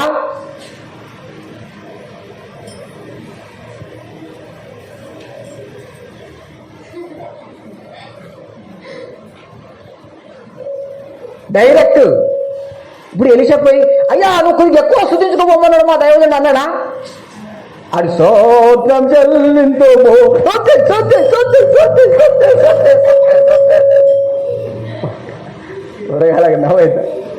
బాగా శుద్ధి స్తోత్రం చెల్లింద అని శుద్ధించుకుంటా పోతుంటే ఇంకా శుద్ధించడా అన్నాడా? నీ శుద్ధిని ఆపు, నా మతిలో వచ్చిన మాటని విను అన్నాడు. చూడు, దేవుని పట్ల కృతజ్ఞత కలిగి ఉంటే నేను ఎవరిని అడుగుతాను తెలుసా? దేవుని మందిరాన్ని నువ్వు కానికి నువ్వు దశభాగం కానీ వాళ్ళు కృతజ్ఞులై దేవుని స్తుతిస్తే ఖచ్చితంగా నీకు వేయమని దైవజనుడు అనాలి. అది సందర్భం. నీ అనుభవాల్లో గుర్తుపెట్టుకోండి. మనోళ్ళలా కాదు, వాళ్ళు స్తుతించరు, స్తోత్రాన్ని చెప్పరు. ఇప్పుడు మా దగ్గర దేవదూత ఉంది కదా, ఆ దేవదూత కంటారు, ఇగో మీ అన్నయ్య ప్రార్థన చేస్తే మేము పైసలు పంపిస్తాం, ప్రార్థన చేయమని చెప్పు. ఫస్ట్ నన్ను పట్టుకొని అంటాడు, నువ్వేమంటున్నావు అమ్మా? పైసల కోసం ప్రార్థన చేద్దాం అనుకుంటున్నావా? అందరు లాంటి చర్చిలు కాదు. ఫస్ట్ స్తుతించు, ఫస్ట్ ఆరాధించు. ఆయన నిజమైన దేవుడని, ఆయన కీర్తనీయుడని, ఆయన ఘనపూజుడని ఆయనను మహిమపరిచి, నీలాంటి దేవుడు ఎక్కడ లేడు, ఆయన మహిమపరచు. ఆ మహిమలో నుండి పుట్టాలి కట్టెలు. స్తోత్రం చెప్పండి. హల్లెలూయా. ఆ మహిమలో నుండి రావాలి. అందుకే చూడండి, నువ్వు కృతజ్ఞత కలిగి దేవుని సన్నిధంలో దేవుని స్తుతించుకుంటూ ఉన్నప్పుడు నువ్వు దైవజనునికి ఏ పరిచయం చేసినా సంతోషమే. నువ్వు కృతజ్ఞత కలిగి దైవ సేవకుని వెంబడించి నువ్వు ఏది చేసినా దేవునికి మహిమే. దేవునికి ప్రార్థించకుండా, దేవుని స్తుతించకుండా, దేవుని ఆరాధించకుండా, దేవుని కోసం నల్లగొట్టబడకుండా, దేవుని కోసం శ్రమ అనుభవించకుండా, దేవుని శిలువ మోయకుండా, దేవుని సంతోషపెట్టే పని ఏది చేయకుండా నువ్వు దైవజనునికి ఏదో ఇస్తామనంటే అదంతా మాయ. అది నువ్వు ఖచ్చితంగా దైవజన్ని మోసం చేస్తున్నావనే అర్థం. డైరెక్ట్ పోయి మనం అడిగినాం అనుకో, తమ్ముడా నేను ఇన్ని కష్టాలు పడుతున్నా సంఘంలో, నా కష్టాన్ని దైవజనుడు చూడట్లేదు, నాకేమైనా కావాలంటే ఏమి ఇవ్వట్లేదు, నాకే సహాయం చేయట్లేదంటే నువ్వు కష్టపడేది దేవుని కోసం కానే కాదు. డిసైడ్ చేసుకోండి. అప్పుడు కష్టపడితే యజమాని కృతజ్ఞుడై దేవుని స్తుతిస్తాడు. ఆమేన్. చూడండి, నీ జీవితంలో నువ్వు మిస్ కాకుండా ఉండాల్సింది ఏంటి కదా? కృతజ్ఞతతో. ఇప్పుడు ఈ కుష్ఠరోగి కానుక ఎలా చెల్లించాడు? స్తుతి మహిమ కృతజ్ఞత ఆయుష్కాలమంతా ప్రభుని కృతజ్ఞతతో స్తుతింతును. ఆయుష్కాలమంతా ప్రభుని కృతజ్ఞతతో స్తుతింతును. కృపలను తలంచుచు కృపలను తలంచుచు ఆయుష్కాలమంతా ప్రభుని కృతజ్ఞతతో. ఇగో రాసి పెట్టుకోవన్నా, మళ్ళీ రాసుకోండి పేపర్ తీసుకొని. మీరు మిస్ కావద్దు, ఇది మళ్ళీ దొరకదు. ఎవరైనా ప్రార్థన చేస్తే బాగైతే వాళ్ళు ఏమైనా డబ్బులు ఇస్తే వాళ్ళని చూడండి. వాళ్ళు దేవుని స్తుతిస్తున్నారా, దేవుని సాక్ష్యం చెప్తున్నారా, దేవుని మహిమపరుస్తున్నారా లేదా? ఇవేం చేయకుండా డైరెక్ట్ పోయి అన్నయ్య ఎంత సంతోషపడతాడో అని మీరు అనుకోలేరు. మీ ద్వారా తీసుకొని మీరే తీస్తా, నేను తీసుకుంటా వద్దన్నాను. అది తీసుకొని నీకు ఇప్పుడు బోధించాలంటే నా కడుపులో అన్నం ఉండాలా వద్దా? ఆ పైసలతోటి బిర్యానీ తిని ఆ బిర్యానీ నా కడుపులో అరిగే వరకు చెప్తా నీకు. మరి నేను చెప్పాలంటే నా కడుపులో కొంచెం బలం ఉండాలా? అది అరిగే వరకు తీస్తా. హల్లెలూయా. నా ప్రభు చేసిన కృతజ్ఞతతో నేను, నాకెందుకో పరిశుద్ధాత్మ దేవుడు ఆయన స్తుతిస్తా అంటే ఇమ్మంటున్నాడక్క అని చెప్పాడు అనుకో, తక్కువ పంపించే, ఒక్క సెకండ్ కూడా లేట్ చేయదు. మన పొట్టిడు ఉన్నాడు, పొట్టిగాడు, నేను దశభాగం తీస్తానా అన్న అన్నాడు. తీస్తే తీసినవురా, ఎక్కడ తీసి పెడతావు చెప్పురా, నాకేం లెక్కలు కనిపించలేవట. అన్న ఒక బాక్స్లో మంచిగా దాచి పెడుతున్నావు, నెల అన్నాడు. నువ్వు బాక్స్లో దాచి పెడతావు కానీ ఆ బాక్స్లో పైసలు ఉండవురా అన్న. వాడు అన్నాడు కదా, ఎందుకున్నావు అన్న? నేను దేవుడి కోసం తీస్తున్నా తెలుసా అన్నాడు. నేనేమన్నా దయ్యం కోసం తీయమంటా? మరి నేను కూడా దేవుని కోసమే కదా తీసేది. ఎందుకంటే దేవునికి తీసేది నువ్వు ఒక్క సెకండ్ కూడా ఆలస్యం చేయొద్దని బైబిల్ చెప్తుంది. నీకు తెలవదు అది. అయితే నువ్వు దేవునికి ఏదైతే తీస్తున్నావో అది దేవునికి అందకుండా పోబోతుంది బిడ్డ, ఆ బాక్స్లో దాచిపెట్టకరా అన్నా నేను. వాడేం చేశాడు తెలుసా? అట్లేం లేదన్నా, నా దగ్గర అందరు నమ్మకస్తులే. వాక్యం కంటే గొప్పలా, మీ ధనమును దాచిపెట్టకండి, ఇక్కడ దొంగలు ఉంటారు, చిమ్మట కొట్టును అన్నాడా లేదా? దేవుని ఆలయంలో పాత్రలు తీసుకోపోయి నిమ్ము గద్దించారు తాగితేనే వార్నింగ్ వచ్చి నిమ్మేనేమైనా టేకెలు ఉపార్చి అని రాలేదా? మరి ఇది చేయకుండా ఉంటాడా? అన్నానా వారం తిరగలే, ఆ పైసలు వాళ్ళ దోస్తుగాడు చూసి అబ్బా దీంట్లో పైసలు ఉన్నాయి వాళ్ళు ఎత్తుకొని పరారు. ఏమైందిరా అంటే, అక్క నేను అన్నయ్యకి ఎట్లా చెప్పాలక్క, ఇప్పుడు పైసలు పోయినాయి అని నన్ను తంతడక్క, నన్ను కొడతాడక్క, ముందే చెప్పిండు జరగబోయేది. ఏది చేసినా నాకు మేలు చేస్తావు, జరగబోయేది నాకు ముందే చెబుతావు. ఏది చేసినా నాకు మేలు చేస్తావు, జరగబోయేది నాకు ముందే చెబుతావు. ఏమైనా నా పైన నీకు ప్రేమే ఉన్నది, శాశ్వత ప్రేమే ఉన్నది. ఏమైనా నా పైన నీకు ప్రేమే ఉన్నది, శాశ్వత ప్రేమే ఉన్నది. మరలా తప్పేది లేదు. మాట ఇచ్చిన తరువాత మరలా తప్పేది లేదు. హల్లెలూయా. జరగబోయే దేవుడు ముందే ఎందుకు చెప్తాడంటే, ఈ రోజు కూడా నీకు మరోసారి గుర్తు చేస్తున్నాడు, నువ్వు కృతజ్ఞతను తప్పిపోయే శోధనలు నీ మీదికి రాబోతున్నాయి. నువ్వు ఎలా వచ్చావో దాన్ని పట్టుకొని, యేసయ్య పాదాలు పట్టుకొని కన్నీళ్లతో నువ్వు ఏడువు. కృతజ్ఞతతో అంటున్నాడు అక్కడ, కృతజ్ఞతతో మెలకువతో నువ్వు ప్రార్థించు.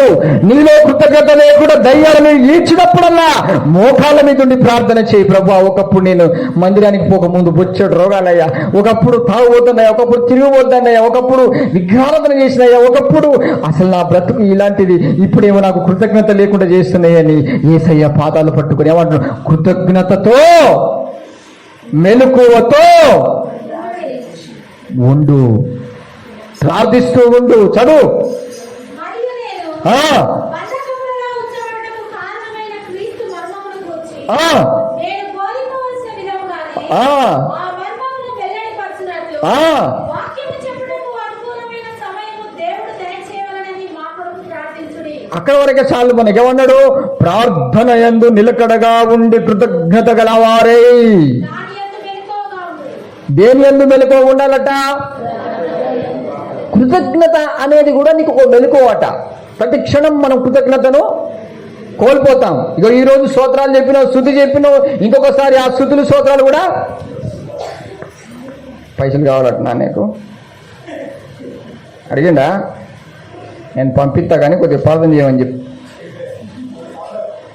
ఇంతకుముందేమో నా సర్వనిధి నీవయ్యా, నీ సన్నిధికి వచ్చామయ్యా, బహుబలమయ్యా, అయ్యా నన్ను బలపరచుము యేసయ్యా. ఇక్కడ వచ్చి బలాన్ని పొందుకొని కన్నీటితో సాక్ష్యాన్ని చెప్పి నువ్వు కుక్కి కుక్కి కుక్కి 10 విధాలుగా మడతపడి ఊసిపోయే టైంకి తీసుకొచ్చి పైసలు దీంట్లో వేసినావు. కృతజ్ఞత ఏమైతే లాస్ట్కి ఎక్కడో ఉండి మేము దేవునికి ఇస్తాం. అది కాదు, మరోసారి దేవుడు గుర్తు చేస్తున్నాడు.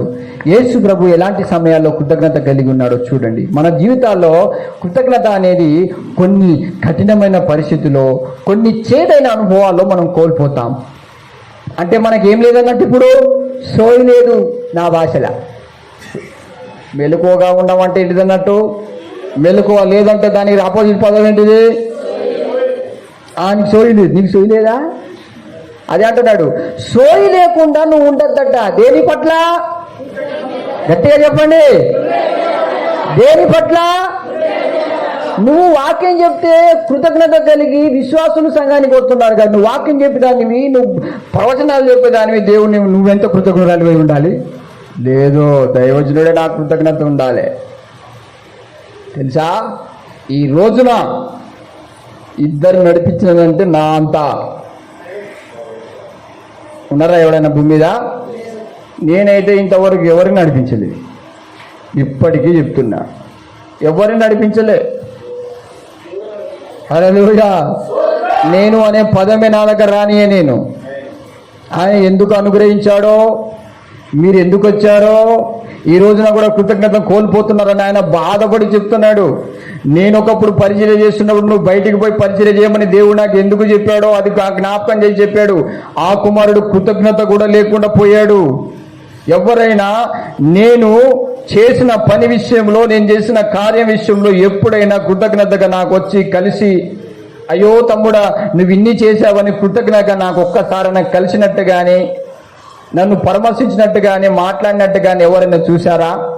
పాత భక్తులు ఎప్పుడైనా ప్రత్యేకంగా కలిసి నాకు ఇన్ని చేశాడు నేను ఎందుకు మర్చిపోతాను కృతజ్ఞత కలిగి ఎవడైనా గుర్తుకు చేశాడా? కృతజ్ఞత కోల్పోయినటువంటి నా బిడ్డల కోసం ఇప్పటికీ నేను వాక్యంలో చెప్తాను, నా పిల్లలు నాకు ఎప్పుడు ఏం చేశారనేది. కృతజ్ఞత నాకున్నదా లేదా? అదే మాట వాళ్ళకి చెప్పమని చెప్పండి. గుడ్డి దద్దమల్లారా, మీకే ఈ వాక్యం. మా దైవజనుడు మా పట్ల ఎన్నో కష్టాలు పడి ఏదైనా చేయగలిగాడని ఆ దద్దమ్మలు ఎవరైనా చెప్పగలరా? ఎవరు కృతజ్ఞత కలిగిన వాడు, ఎవరు కృతజ్ఞత పోయాడు? కృతజ్ఞత గురించి మీకు తెలుసా? కృతజ్ఞత అంటే అది ప్రభు ప్రాణాలు పోయే పరిస్థితులు వచ్చిన దేవునికి కృతజ్ఞత తెలుపుకున్నాడు. మెలకువ అనేది యేసు ప్రభులో ఎక్కడ కూడా పోలేదు. మరి నీలో పోగొట్టుకుంటావా? ఏ పరిస్థితి అయినా కావచ్చు, ఏ స్థితి అయినా కావచ్చు. ఏదైనా జరిగింది అనుకో, ఇక నేను పోను, ప్రార్థనకు పోను. ఇక నా కోసం ఏమొచ్చినట్టు ఫీల్ అవుతారు. చెప్తున్నా, ఇప్పటికి నా కోసం చర్చికి వచ్చే వాళ్ళు బంద్ పెట్టింటారు. యేసయ్య కోసం నా ప్రభు నాకు ఆయన రక్తం కట్టి ప్రాణం పెట్టి నన్ను విలువిచ్చి ఇన్ని రోజులు కాపాడు. నాకు గతమే నాకు గుర్తుకున్నా. నేను ఒకప్పుడు ఎట్లుంటిని, ఈ రోజులో చూడు ఎలాగున్నానో. దీనికి సాక్ష్యం ఆయనే అని నువ్వు కృతజ్ఞత కలిగి రావాలి దేవుని సంఘానికి. Praise the lord. అన్నిటికీ కారణం ఆయనే. ఆయన ప్రేమను కనుక నువ్వు కోల్పోతే నువ్వేం చేస్తావో త్వరలో దేవుడు చూపిస్తాడు. నా బిడ్డల విషయంలో ఎవరి పట్ల కృతజ్ఞత కోల్పోలేదు. ప్రతి బిడ్డకు ఫోన్లు చేసిన రోజులున్నాయి, ప్రతి బిడ్డను వెంటాడిన రోజులున్నాయి, ప్రతి బిడ్డను బతిమాలిన రోజులున్నాయి, ప్రతి బిడ్డ కోసం ప్రార్థించిన రోజులున్నాయి. నా చుట్టూ ఒక్కరోజు తిరిగినోడు లేడు, ఒక్కరోజు నాకు కలిసినోడు లేడు, ఒక్కరోజైనా నా బిడ్డ ఇన్ని కష్టాలు పడ్డాడు నాతో పాటు నా సహోదరుడు అని చెప్పిన వాడు లేడు. అప్పుడే నా ప్రభు చెప్పాడు, ఆడు కృతజ్ఞతను కోల్పోయిన వ్యక్తి అని. ఇక కృతజ్ఞత లేని వారితోటి నాకు కూడా ఇష్టం ఉండదు. కాబట్టి ఆరంభం చేయి నా పనిని, నేను చెప్పిన సమయం దగ్గరకు వచ్చింది అన్నాడు 2007 సంవత్సరం. ప్రైజ్ ది లార్డ్, హల్లెలూయా. అయినా నేను దేవుని మాట వినని గుడ్డితనంలో ఉన్నాను, అయినా వదిలిపెట్టలేదండి. 2007లో చెప్పినా కూడా 2009 వరకు వెయిట్ చేసిన. అంటే ఎన్ని సంవత్సరాలు? 3 సంవత్సరాలు. ఎందుకంటే దేవుడు వాక్యం అయినాడు, వాక్యము ఐక్యతగా కృతజ్ఞతతో ఉండమంటది. అయినా నేను నమ్మలేదు దేవుణ్ణి. తర్వాత జాడిచి దన్నాడు దేవుడు. తర్వాత అర్థమైంది నాకు నిజంగానే వాడు కృతజ్ఞత లేనోడు అని. ఆమేన్. ఎందుకంటే దైవజనుడు అంటే కృతజ్ఞత ఊడిపడాలా. ఎట్లా నమ్ముతామండి దైవజనుడు కృతజ్ఞత? వాళ్ళు కష్టాలు పడిన వాళ్ళే కదా, ఎట్లా నమ్ముతాం? అలా ఓర్చుకొని చూశాను, తర్వాత అర్థమైంది కృతజ్ఞత లేని వ్యక్తి అని. ఏ రోజు కూడా నేను బయటికి వెళ్తే ఎందుకు పోయావు, ఎట్లున్నావు, ఏందని అడగలేదు, నన్ను కలవలేదు, నాతో మాట్లాడలేదు. ఇప్పటికి కూడా మాట్లాడరు. నేను అడిగి తెలుసుకుంటా ఇంకెట్లున్నారని. Praise the lord. అందుకే ప్రభు అంటున్నాడు, చివరి రోజుల్లో ఉన్నావు బిడ్డ, నీవు కూడా కొన్ని సమయం గుండా నువ్వు వెళ్తావు. కొన్ని పరిస్థితులు, ఘోరమైన పరిస్థితులు నీకుంటాయి. నువ్వు కృతజ్ఞత విషయంలో మెలకువతో ఉంటావా? నీ కృతజ్ఞత అనేది నువ్వు మర్చిపోతే నువ్వు ఎక్కడికి కొట్టుకుపోతావో నీకు తెలియదు. కొంతమంది కొట్టుకుపోవడం కారణమే కృతజ్ఞత లేని జీవితం. కృతజ్ఞత లేని వానికి సంఘానికి, దైవజనానికి ఏం సంబంధం ఉంటుందిగా? నువ్వు చెప్పు, నీకు నువ్వు మాట్లాడుకో, కొద్ది చెప్పు, ఒక 5 నిమిషాలు మాట్లాడుకో, నీకు నువ్వే మాట్లాడుకోండి, మీకు మీరే మాట్లాడుకోరా, నీకు నువ్వే. ఇంకేం సంబంధం ఉంటుంది ఇక? అప్పుడు వాడిచ్చాడు నాతోడు పాట, నా ప్రాణమా నాలో నీవు జరిగినవన్నీ. ఎవరికి చెప్పాలమ్మా? కృతజ్ఞత గుర్తు తెచ్చుకోవాలా, లోపల ఆత్మగా చెప్పాలా, ఈ దయ్యానికి చెప్పాలా. పక్కన ఉంటుంది కదా, ఏం కాదు పో, ఏం చేసిందని పో. ఎప్పుడో మళ్ళా రాకపోయి గీరుకోపోయి రక్తాలు కారినప్పుడు మళ్ళీ రా. అప్పుడు నువ్వు ప్రార్థన చేసిన దేవుడు నిన్ను ముట్టడు. అది ఆపద ముక్కుల భక్తి అని యేసయ్యకు తెలుసు. Praise the lord. జరిగినవన్నీ గుర్తు చేసుకోను మా దేవుని వలన ఎన్నో ఉపకారములు.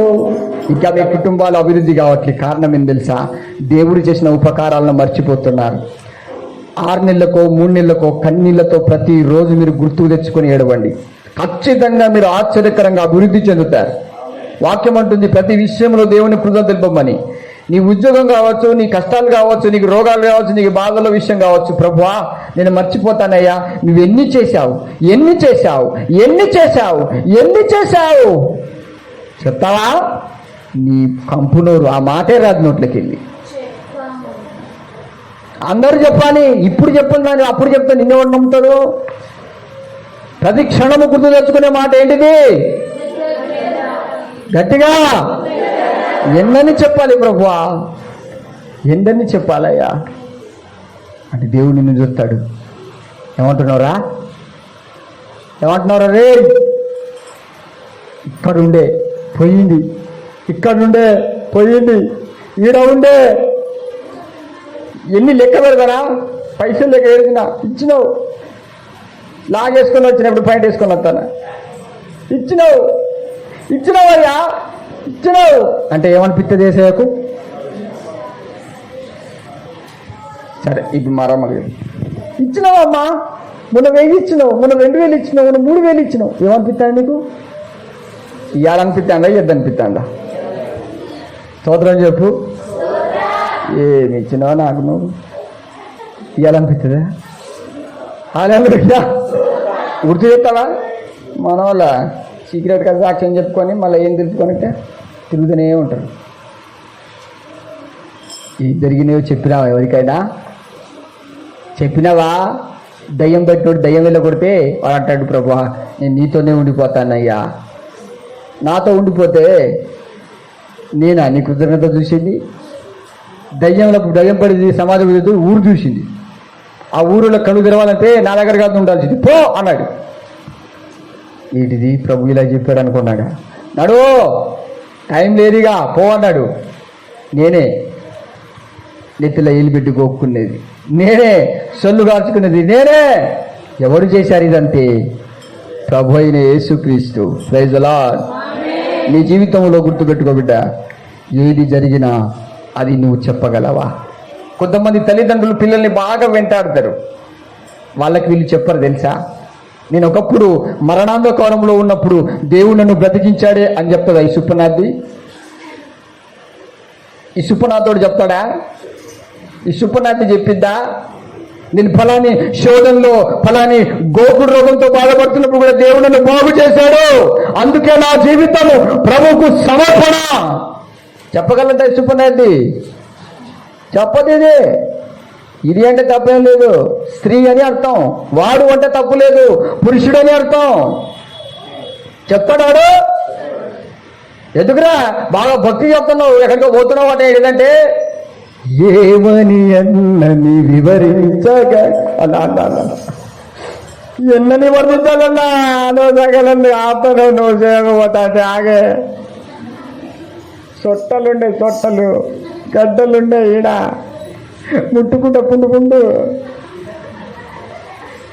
ఇక్కడుండే నొప్పి ఏదో బాగా చేసిండ నాగలా.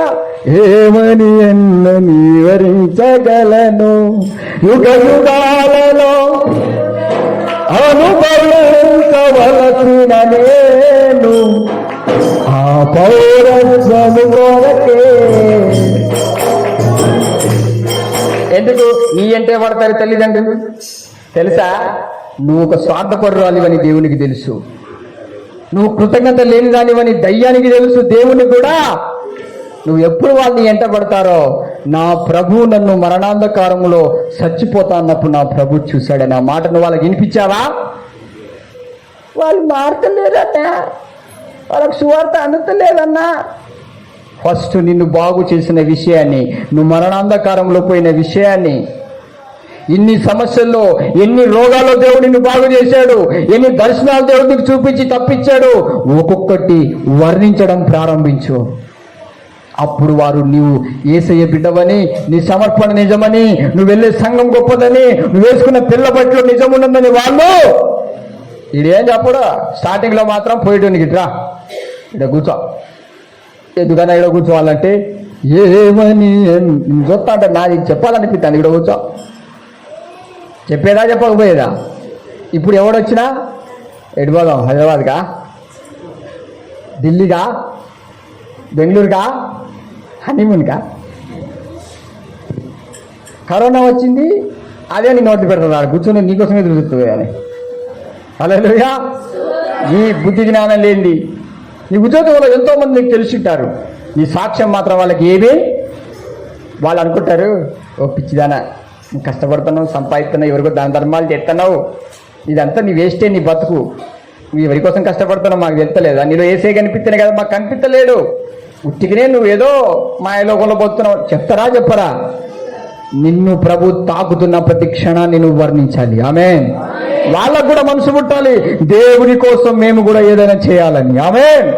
దైవత్వపు విషయాలే తీయరు కొంతమంది భక్తురాళ్ళు. ఇస్కరియోతు లాంటి నీచమైన బతుకుతారు. నీ జీవితంలో కృతజ్ఞత ఏదైతే ఉందో దాంట్లో నువ్వు ఎలా ఉండమంటున్నాడు? మెలకువ కలిగి నువ్వు ప్రకటించు యేసుక్రీస్తు ప్రేమను. Praise the lord. ఇక్కడ సాక్ష్యం చెప్పడం కాదు, నిన్ను చిన్న చూపు చూసి నువ్వెందుకు పనికిరాని దానివి, దేవునిలో లేడని వాళ్ళు ఏమైనా నిన్ను ప్రశ్నిస్తే ఎమ్మటే అందుకో, నువ్వు నా గతం ఎంత భయంకరమైందో తెలియంది కాదు, ఇంతగా మార్చబడ్డామంటే కారకుడు నా ప్రభు దైవజనుడే. Praise the lord. అలా చెప్తున్నప్పుడు వాళ్ళకు కూడా దైవజనుల పట్ల ఒక ప్రేమ, దేవుని పట్ల ఒక నమ్మకం అనేది వారిలో. మనం ఇవన్నీ ఏం చెప్పం, ఎన్నని చెప్పాలయ్యా దేవుడు నాకు చేసినాయి, లెక్క పెడితే లెక్కకు వస్తుంది అసలు. అన్నీ ఏమేం చేశాడు? తేయాలి నా పేపర్ పెన్ను రాసుకొని తీసుకొచ్చి చూపి. Praise the lord. ఎన్ని చేశాడా? ఇంకా కొన్ని మర్చిపోతానని నేను రాయి, ఈ రోజు నుంచి రోజు రాయి, ఏం జరిగింది రాయడానికి నీ బుక్కులు కూడా సరిపోవు. పెరగాలి అంటే రాయాలి. ఆమేన్. నీకు ఏ కార్యం జరగద్దంటే నువ్వు మొత్తానికి ఇప్పుడు ఆమె అని చెప్పి మర్చిపోవాలి. ఏం చెప్తావు? అవా ఆ విజయ బిడ్డ ఉన్నప్పుడు పెన్ను పేపర్ లిఖో రాసుడు కృతజ్ఞత లేదే. కానీ నేను ఎందుకు చెప్తాను తెలుసా? వాళ్ళ పట్ల నాకు కృతజ్ఞత ఉంది. Praise the lord. ఏ రోజు మర్చిపో నేను వాళ్ళను. Praise the lord. అది కృతజ్ఞత కలిగిన జీవితం అంటే. నా గురించి వాళ్ళు తప్పుగా చెప్పినా, నా గురించి కీడుగా చెప్పినా నేను ఏ రోజు మర్చిపోను. కారణం ఏంటంటే ప్రేమానుబంధాన్ని దేవుడు ఇచ్చాడు. ఈ రోజు నా ప్రభు కూడా నీకు చెప్తున్నాడు, బిడ్డ నువ్వు మెలకువగలిగి ప్రార్థన చేస్తావా, మెలకువకుంటావా? ఈ కృతజ్ఞతతో నువ్వు మెలకువగలిగి ప్రార్థన చేయి. కృతజ్ఞత ఎక్కడ కోల్పోతున్నానా అనేది నీ అబ్జర్వేషన్. ఏ రోజు నుంచి వెళ్ళి? ఎందుకంటే నేను ఆ దెబ్బ తిన్న కాబట్టి నాకు గుర్తుకుంది. నాకు ఆ దెబ్బ మామూలు దెబ్బ కాదు. ఎన్నో సంవత్సరాలు కష్టపడ్డా, ఎన్నో సంవత్సరాలు, ఎన్నో అప్పుల పాలై, ఎన్నో కష్టాలు పడి, ఎన్నో బాధలైనా, కానీ నేను ఆయన కోసమైనా ఏ రోజు అనుకోలేదు. ఆయన కోసం నేను ఏం చేయలేదు. చేసింది మొత్తం ప్రభు కోసమే. అందుకే ప్రభు నాతో ఉన్నాడు. Praise the lord. నువ్వు ఒకవేళ దైవజనుడి కోసం చెప్తున్నావంటే నువ్వు ఒక భ్రమలో ఉన్నావని గుర్తుపెట్టుకో. ఎందుకంటే దైవజనుడు అంటే ప్రత్యేకంగా ఉండేవాడు కాదు, దేవుని కలిగిన వాడు. దైవ సంబంధం ఉంటేనే. ఆమేన్. ఏం చేస్తావు మరి ఈ రోజు నుంచి నువ్వు? ఎప్పుడు ఉంటుంది కృతజ్ఞత? ఎప్పుడు ఉంటుందా? కొద్ది రోజులే ఉంచుకుంటావా? ఎప్పుడు ఉంటుందా? కొద్ది రోజులేనా? చెప్పాలి. ఎప్పుడా? నిజమేనా? చూద్దాం. ఎందుకంటే దేవుడు జరగబోయేది ముందే చెప్పాడు. భయపడాల్సిన అవసరం లేదు బాబు. సైతాన్ కనుక అంత భయపడతాడు కదా, దేవుడు అంటే భయపడు. చూద్దాం అనగానే దొడ పుట్టిందా? హల్లెలూయా.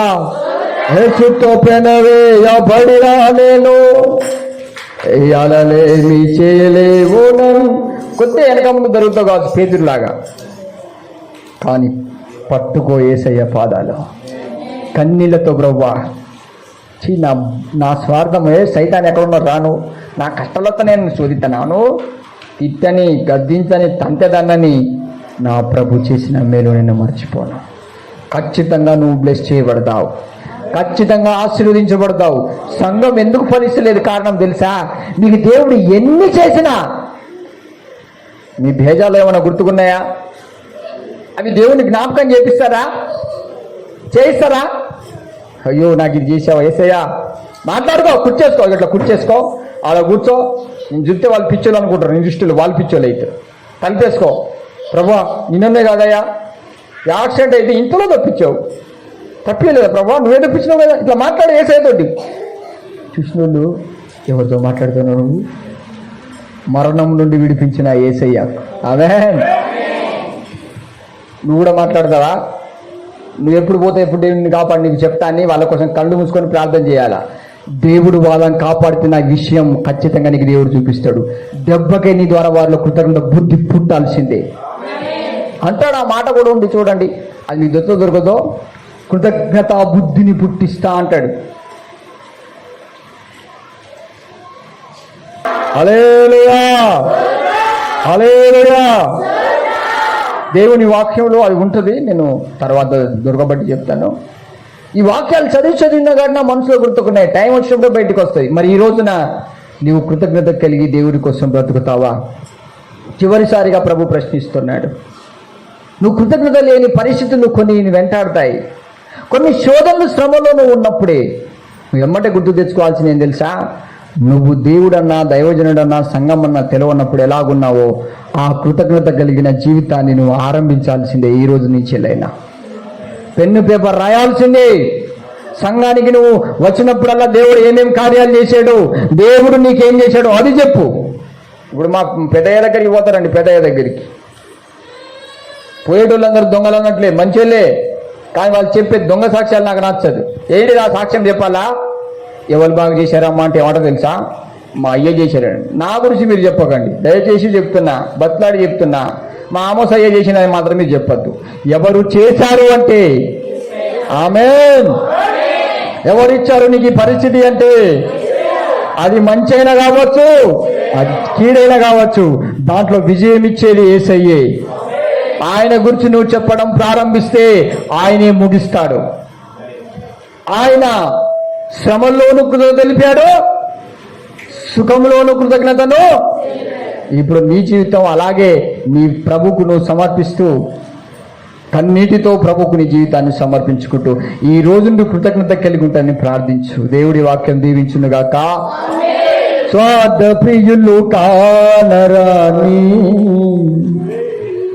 వేల పాలనలో స్వస్థ బుద్ధి గలవారే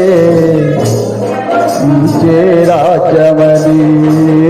స్వార్థ ప్రియులు కానరాని వేల పాలనలో సర్వబుద్ధి గలవారే నివసించే రాజవని.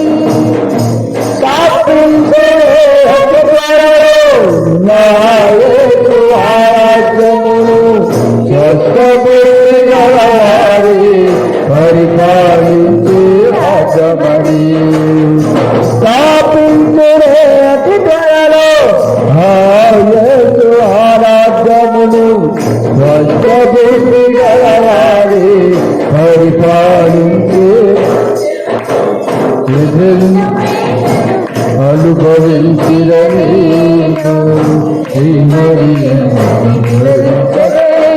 యుగ యుగాలను ఎల్లెందో అనుభవించవలసిన నేను పౌరత్వము కొరకి పోరాడుతున్నాడు. యుగ యుగాలను ఎల్లెందో అనుభవించవలసిన నేను పౌరత్వము కొరకి పోరాడుతున్నాను. భూనివాసులందరిలో కొనబడిన పరిశుద్ధుల రాజ్యమని. భూనివాసులందరిలో కొనబడిన పరిశుద్ధుల రాజ్యమని.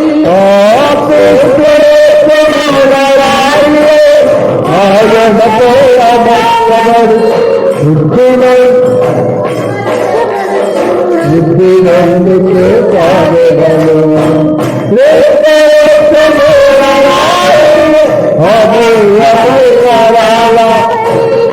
ఆయనపై ఇప్పుడందుకే కాగలరు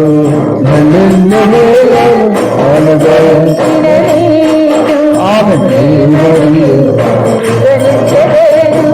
ఎన్నో మేలను అనుభవించిన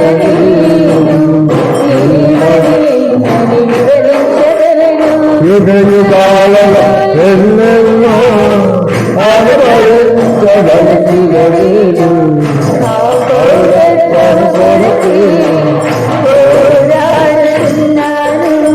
ఎన్నెన్నో మేలను అనుభవించిన